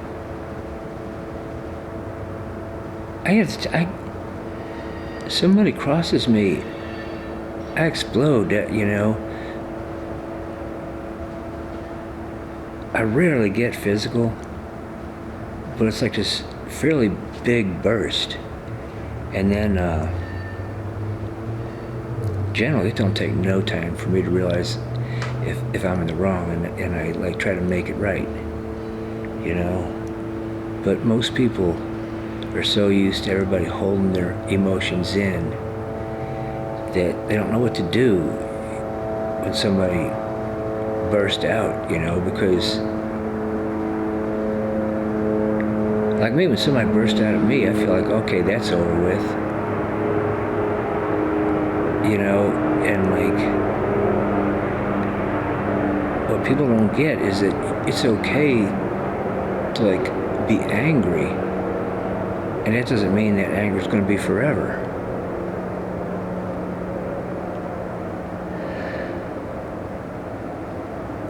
It's so, being a person's a full-time job, you know. It's a full-time job. I'm 59 years old, and the situation I'm in right now is I live with two other guys, and the one guy's got a girlfriend. The other guy sometimes has a girlfriend, and it makes for cheap rent, but it can be a hard way to live.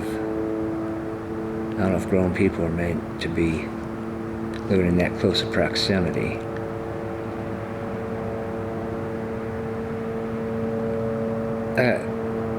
I was like, you know, and I stay up forever, you know. I go to sleep at 4 o'clock in the morning, but it takes me that long to get to sleep.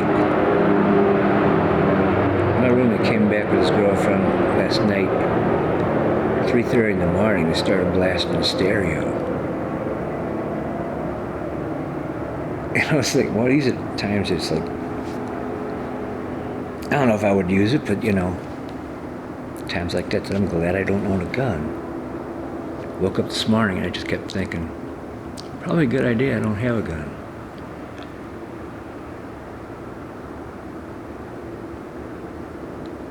I don't know.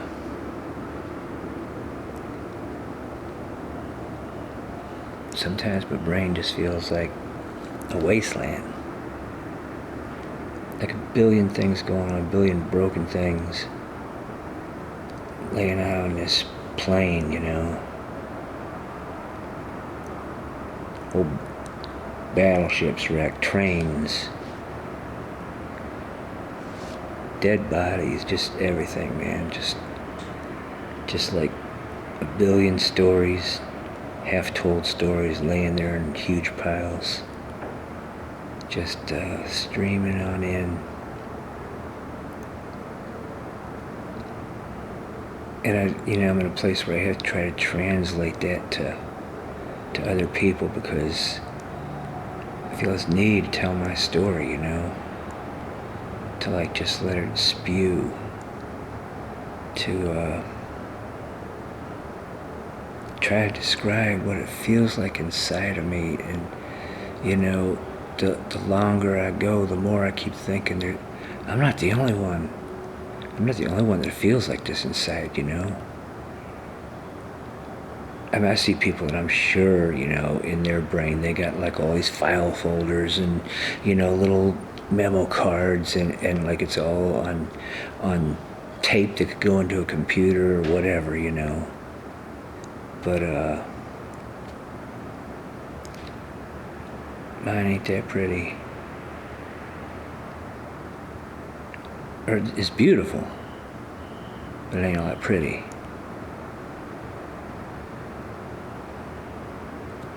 I wish I could just lay it out end to end.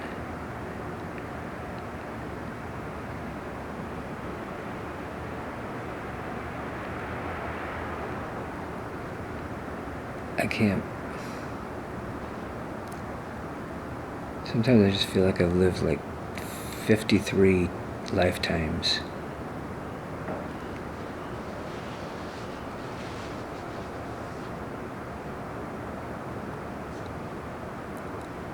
We all live through so many different realities.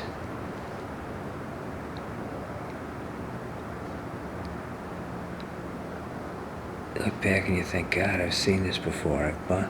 I've been here before. What's different about this? What happened to them people from before?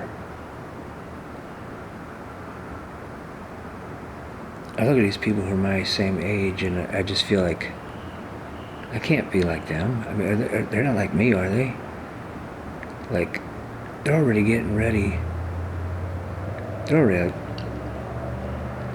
building their nest for the coming winter, you know, and I'm still out there. I get some perverse satisfaction out of living off $1 a week. You know, it's like, sometimes it feels like I thrive off deprivation.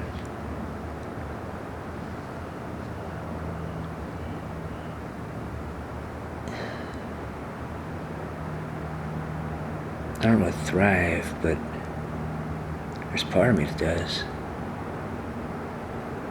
Part of me that feels like a damn pirate or a pioneer or something.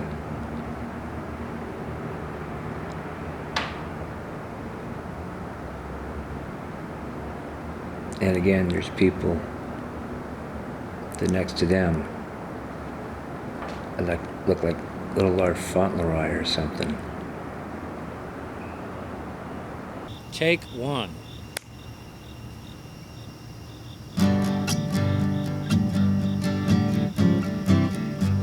This is just something I'm working on, okay? They say you shouldn't play your demos for anybody, so I'm doing it on film.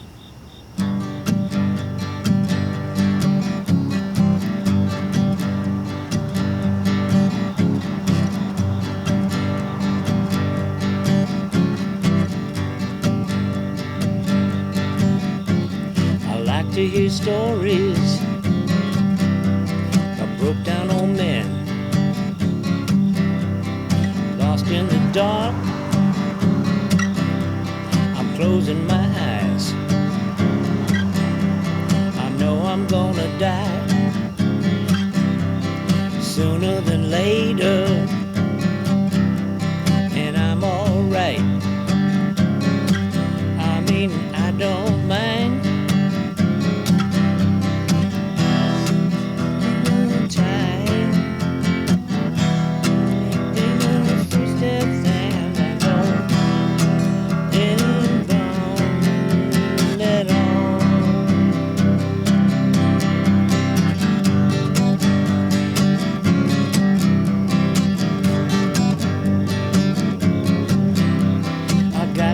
Business,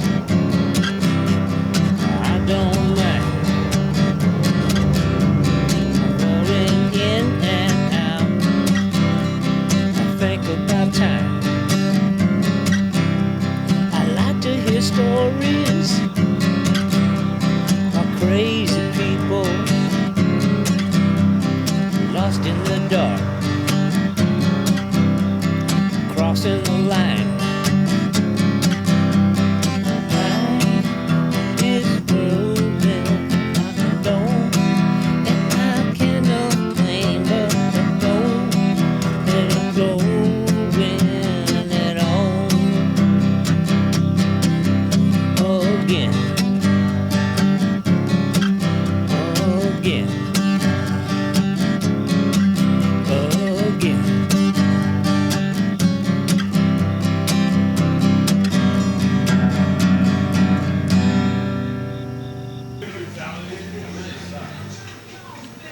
We're playing Monday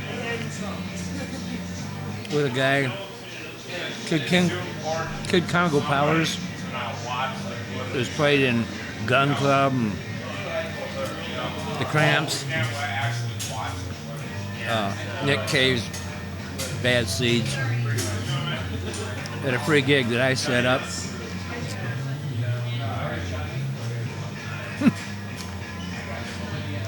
I don't know, man. I'm feeling just pretty burnt.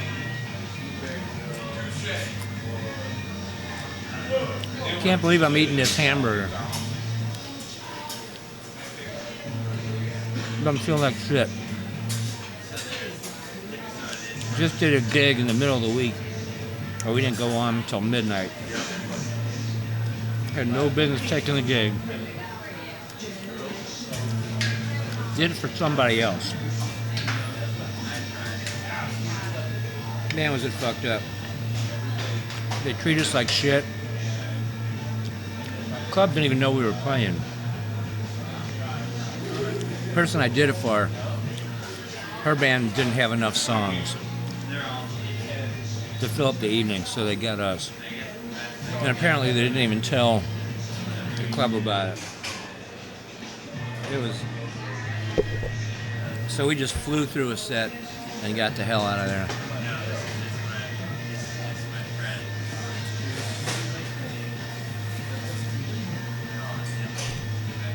Left without getting paid. I don't know what no money in it anyway.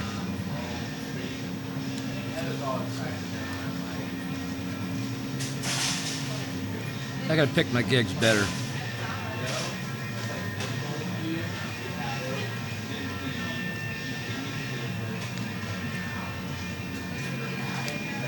I wrote a new song last night before.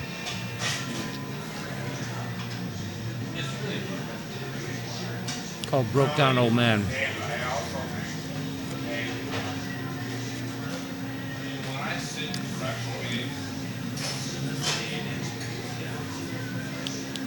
The lyric that came spilling out of me was something like, I love hearing stories about broke down old men lost in the dark. Back up thing 500 times. And the gist of it is, I know that I'm going to die at this point sooner than later. They saw the making of Armstrong. And I sort of accepted that. It's a little bit fucked up. But you gotta expect, you know. Gives me a freedom that kids don't have. I think you could spend your time better if you know it's limited.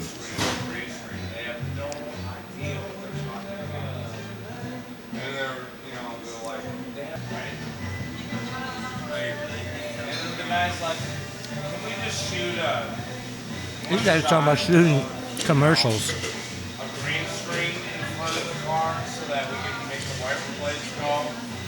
And, just so in case the wiper blades don't work I don't know, man. correctly on a dry windshield, so that we can, I don't know why. Sometimes I don't know why I even interact with younger people. They're so fucked up. we gotta, wait a minute, let's key out everything in front of the wiper. You don't have any idea what you're fucking talking about. What I do is hard, man. Look at all the snow that's supposed to be blowing around. What do you think is going to happen? He has no idea. I don't think anybody's meant to do this when they're this age. If you have any idea how stupid that is, And I'm not on the road, you know. I'm playing around town. It's crazy.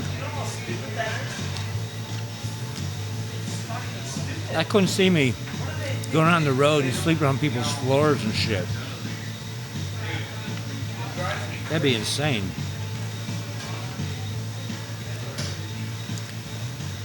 I want to play music.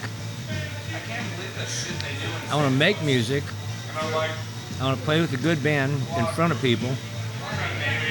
And that's it. I hate everything else that surrounds it, man. we'll make this blue and that. Trying to promote yourself and all that shit. It's like you guys have no idea. They don't have an editor. As it is, I don't book gigs. I wait till somebody asks me. And they go, probably an editor there. This is how it really works. That's not gonna work. I joined the Musicians Union in 1968, maybe 67. And first time we needed them, some guy had to sign a contract. He agreed to pay us a certain amount. They didn't pay us the amount that they agreed to. We called the Musicians Union and let them know. They fined us for playing under scale. So he said, fuck this, quit that. Pretty much everybody, there are no union musicians now here.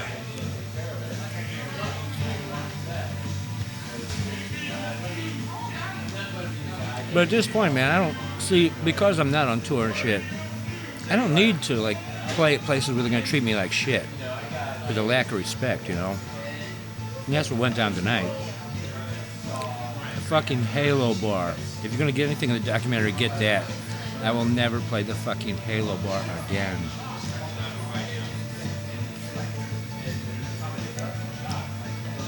The guy at the door, who's been there for fucking ever, he told me, well, in truth, they kind of treat all musicians like shit here.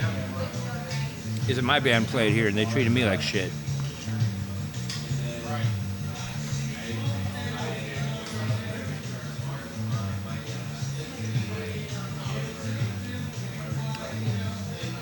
I just want to make music, and I do want to play it out. But I want to be able to pick where I play now. I'm not going to do it if I'm not getting something out of it. And money ain't enough.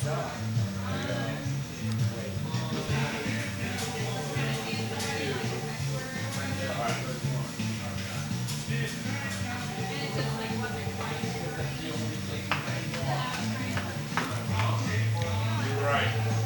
Because you don't know. You don't know. I mean, you're Well, it ain't like having a place of my own. But all things considered, compared to what I've been going through lately, it's been really good. I'm like, and they're living with a guy who's an old friend of mine. you just actually There's like this one guy named Craig and his girlfriend living in one room. with 20 people sitting Mark's living in the back on your stupid with his dog in a cup shot. closet, essentially. When it was It's really pretty cool. It's got like, it's got a real high ceiling. He's got all his stuff down on the regular floor, and then he's got a ladder that goes up to a platform where his bed is. And then I've got a room, and this time it's got 4 walls. It's got 2 windows and a door that shuts. I could go there in the middle of the day and take a nap. in case the windshield wipers aren't working, let's just shoot out to a blue screen with a clean. But I don't know what else I would do, you know? I'm like, Anyway, I'm eating this crap now, but lately I've been eating good. so now I can key out nothing. Mark's a really incredible cook.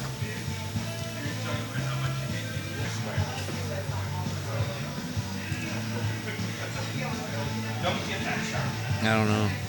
Do not get that shot.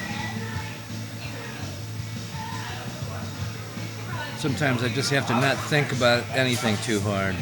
Yes. Well, yeah. You know, I just got to do what it is that I love doing. water refracts things. Okay. Refraction. I mean, because nobody's really happy, you know. I mean, Bob Dylan says happiness is just way overrated. You could take pills. You could buy pills to make you feel happy. Make the windshield wipers wipe the fucking.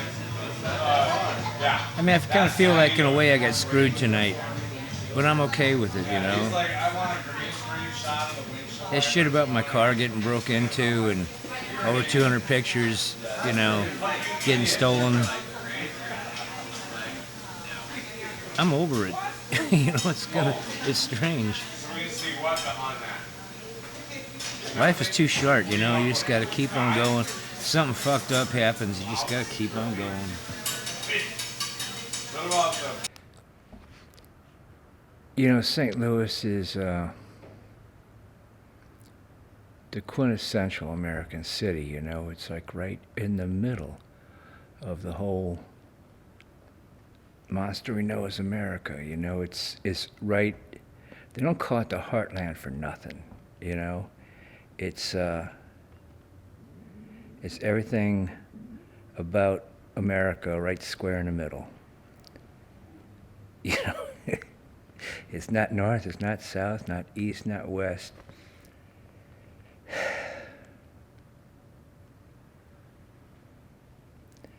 and it's some place that is generally forgotten about. And if you live here, you are very conscious of that.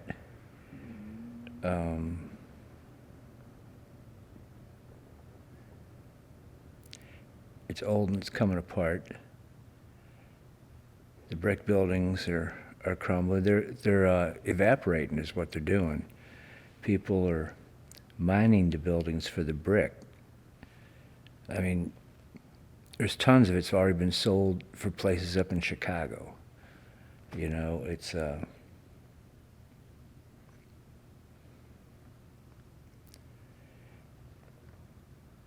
culture of St. Louis has been strip mined. You know, everything that's good about St. Louis, all the people who grew up here and became really creative, got sucked away to other places. You know, there's very few people from St. Louis who are creative who ended up here. You know, there's just very few who still live here.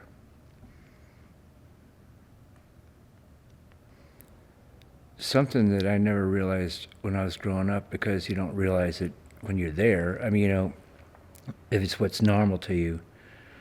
But it seems that St. Louis is like one of the most racially segregated towns. You know, there's whole sections where it's just all black and all white. And even when the races live in close proximity, they don't really mix. You know, I mean, we're not killing each other, we're not at each other's throats, but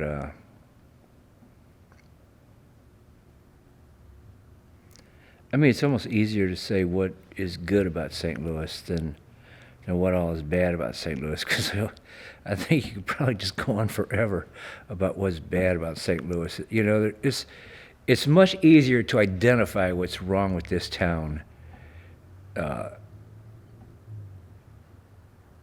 it is other places, because like the rest of the world helps us out with that and points it out to us what's wrong with this town. What's right about this town is it'll surprise you. You know, there's a core of people who have made like their own little interior world here, and it's a shared interior world, and that it lends it a certain amount of camaraderie between the people who are here. You know, it's like us against them, and there's a core part of that that's located in South City, and it's as close as I feel to feeling like I'm at home as I felt in years and years and years. And I'm really lately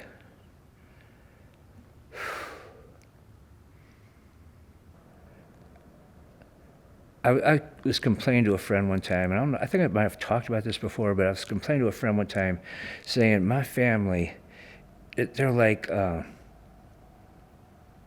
got this like pioneer spirit, and I don't mean that in a romantic sort of way. I mean that in a real, you know, bare bones type of way. They're like this pioneer spirit, like we're going to go out there on the frontier, and you know, it's every man for himself, you know, and we're going to take care of ours. And if you ain't with us, you're against us, you know. And my friend said, you know, that sounds a lot like you. And I'm like, what? You know, and I thought about it, you know, and it's like, yeah, I get like that, you know. It's like I'm the bizarro world version of them, you know. They're like the right wing version of that, and I'm like the other wing version of that, you know. Like in a real sort of way, you know. Spiritually and everything, I've had to raise myself. You know, and what I was talking about at the very beginning when I say, like, I am who they made me. What I meant was I had to make do, and I had to do that on my own. But it was based on what they gave me, which was a lot of Catholic guilt, a lot of not knowing what it was to be a man, so I spent like my prime teenage years acting out a cartoon caricature of what I thought a man was supposed to be. You know, took that way too far, and then was just like this big blob of a mess by the time I was 30 years old, and I had to straighten it out from there. I come to this place in my life, and it's mainly I'm being informed by the world around me, that I have reached a certain age, and I know at this point that there's more of my life at my back than I got in front of me, you know, and you go through the world and you think about the things that are possibilities and what isn't possibilities, and you just face the fact that, like, okay, I'm too old to be a baseball player, okay, I'm too old to do this, I'm too old to do that, you know, and during most of your life, you know, you have like this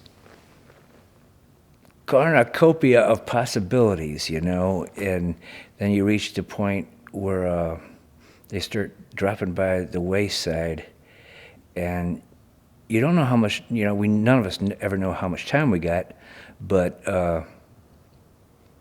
best case scenario, there's not all that much time left.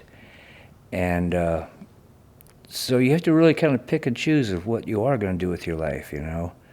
Like, well, I guess I'm never going to go to Russia, or I'm never going to learn to fly a plane, or maybe, you know, and you go through a list of things, you know, but like common sense will tell you, you know, well, if you wanted to do one of them things, I could go to Russia, or I could learn to fly a plane, but I'm not going to be doing all them things. I'm probably not going to be flying my own plane to Russia, you know, and,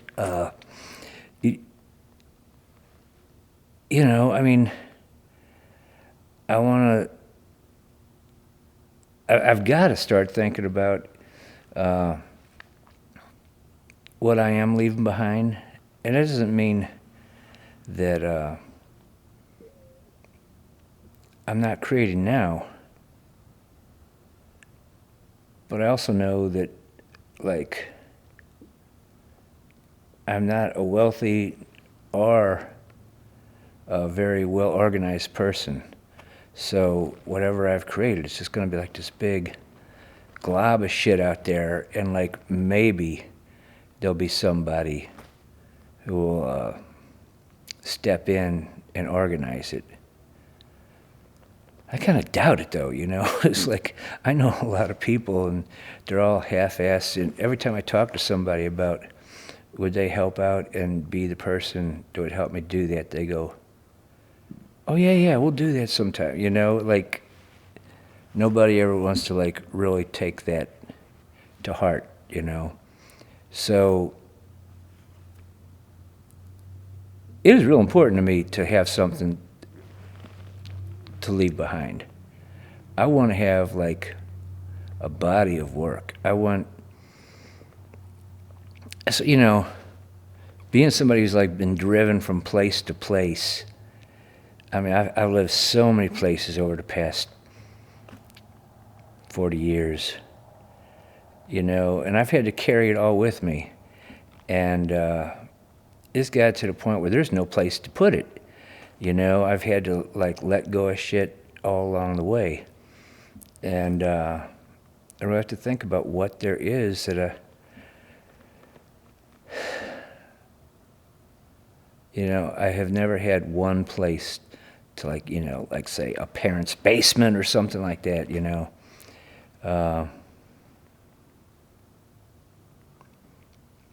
And it's scary to know that you're going to die. And it's something that probably does need to be thought of. And like, the best part about it is that it, like, if you face the fact that you are going to die, it really motivates you to live more fully while you're alive.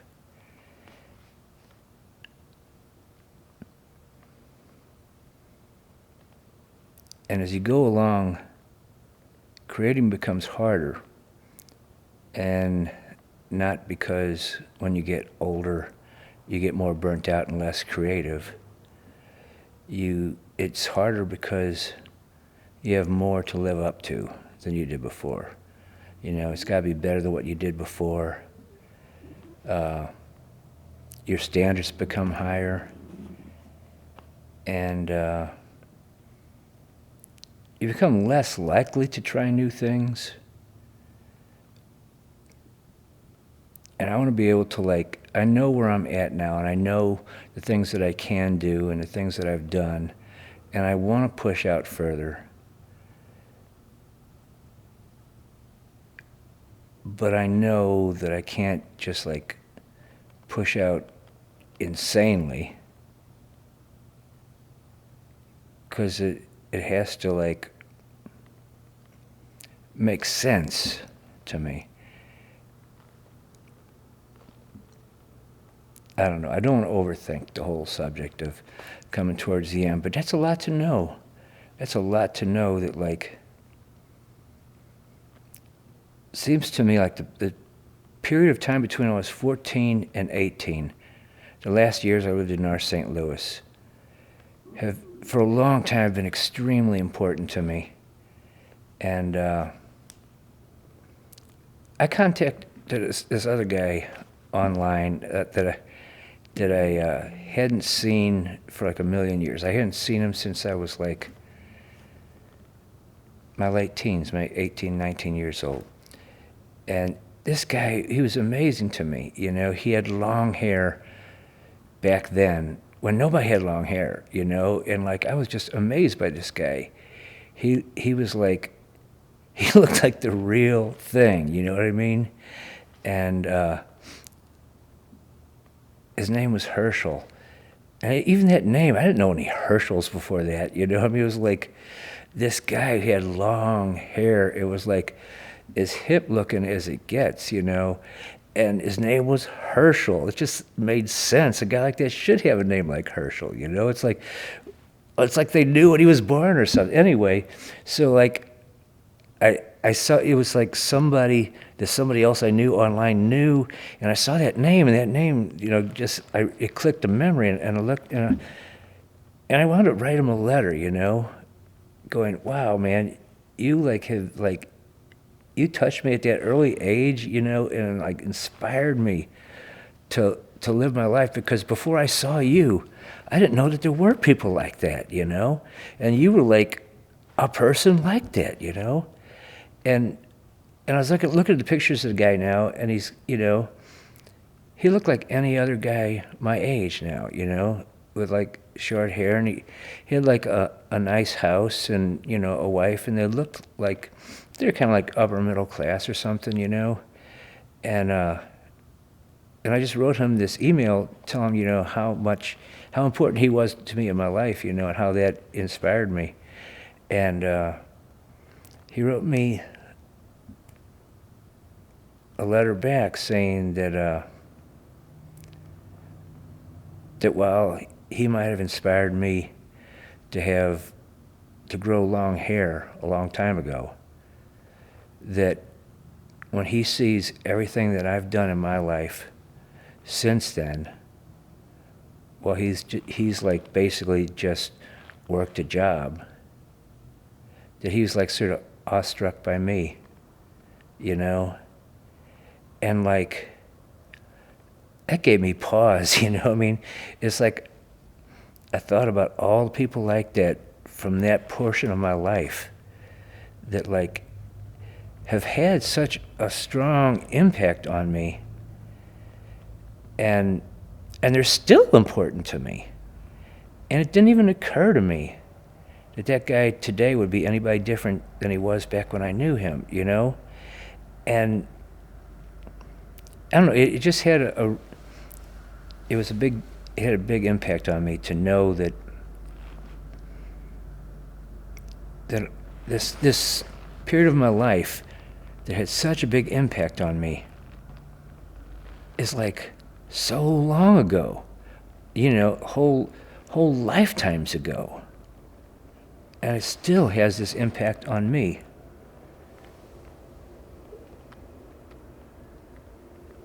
And sometimes I just don't think about the impact that I have had on other people. But that's pretty cool if I could have that kind of impact on anybody else.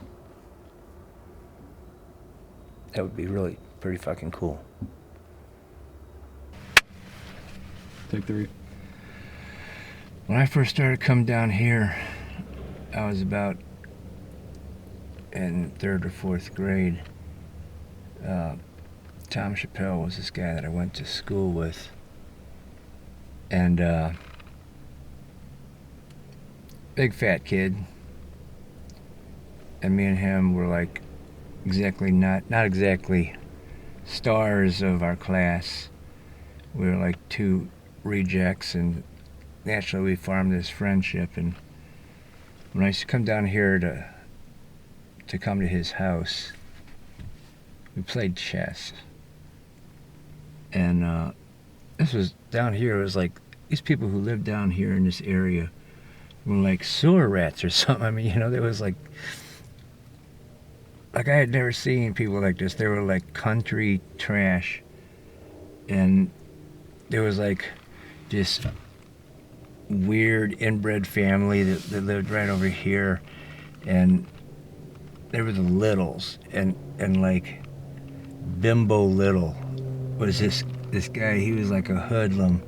And somehow in some of his exploits, he lost his arm, and he would sit out on the front porch, just this teenager who looked really badass. Looked like he could have been like some matinee movie idol, but he'd have his shirt off and he'd have one arm, you know. I think he might have been blind in one eye too or something, you know. Bimbo Little. Damn.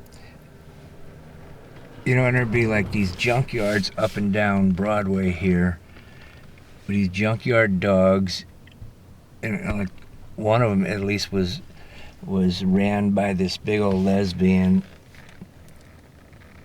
and there was like a diner up on the corner, and this junkyard lesbian threw my friend out the front window. She got in a fight with him in there.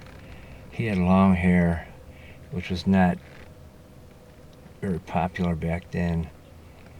And she fucking threw him out the front window. This was all... It was the first time I had fried okra. You know, I mean, it was country. There's this moment that I always go back to. I was about 17 in our city. It's like the quintessential moment or something. And in my mind, I'm always going back there, and I'm always thinking about it. It seems like there's something at that time that if I could remember, if I could uncover it or something, it'd be the answer. And like, really, it was like the period where all that shit that happened in childhood was starting to focus, was starting to like, I was starting to become conscious of it. And it was just this small window before I started like doing drugs and drinking and blocking it all out. But it was like this window that was open, and it's all mixed with all kinds of visual and auditory, and even like, you know, stuff I smell. You know, the smell of the girls back then. It's just like this this smell that used to strike me like I associated the smell of a girl who was on her period or something, and like, you know, hair rollers and like guys on the street, you know, gloves, glue sniffers on the streets at night, and just like moving through the night, you know, just like talking, walking with Frankie, and just trying to figure it all out, man. Sometimes we just like would walk for miles, just, you know, just miles and miles and talk, and like sometimes like he would walk me back to my place, you know, and like I wasn't done yet, you know, so like we would keep talking and I'd walk him back to his place, and sometimes we like just keep doing that, you know, just trying to figure out what was going on. There's something from that period, and my whole worldview seems to be colored by that in a way. Everything I do, you know, there's traces of it.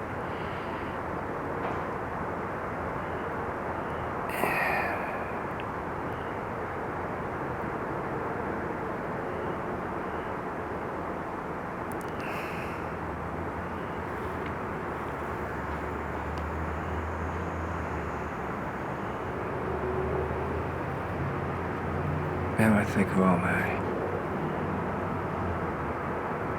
everyone who's gone on, you know? The ones who are dead now, they're just gone. And new people step into the picture and then they leave. And, you know, everything changes and nothing stays the same. And it's all pretty scary, but you know,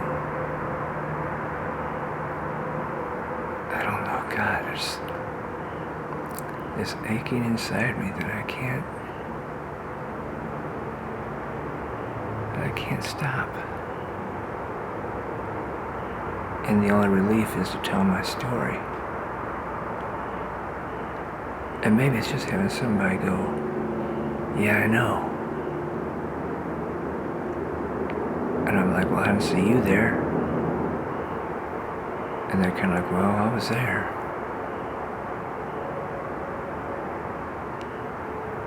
You know, like we're all alone. Sometimes if we're lucky, we like brush shoulders with like-minded others. And sometimes telling my stories is the only way I could find them. I can't just walk the streets and find them. And sometimes I feel like I'm like a representative from this country that I come from, like nobody else. Everybody else there is mute, and I'm the only one who can tell the story. And I need to tell it not just for myself, but for everybody. All my people.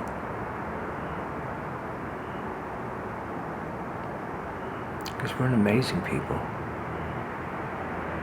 Like this broken army. With all our defects.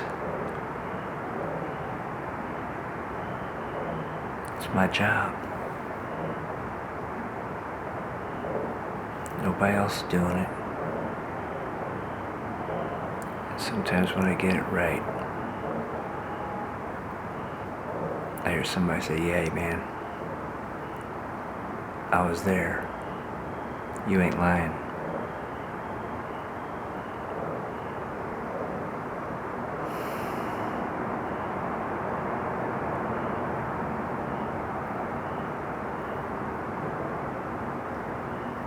Never stops hurting now. Every time somebody goes away, you would think you would get used to it. It's like there's a wound, it's just starting to heal. Or you thought had healed. It gets ripped out again.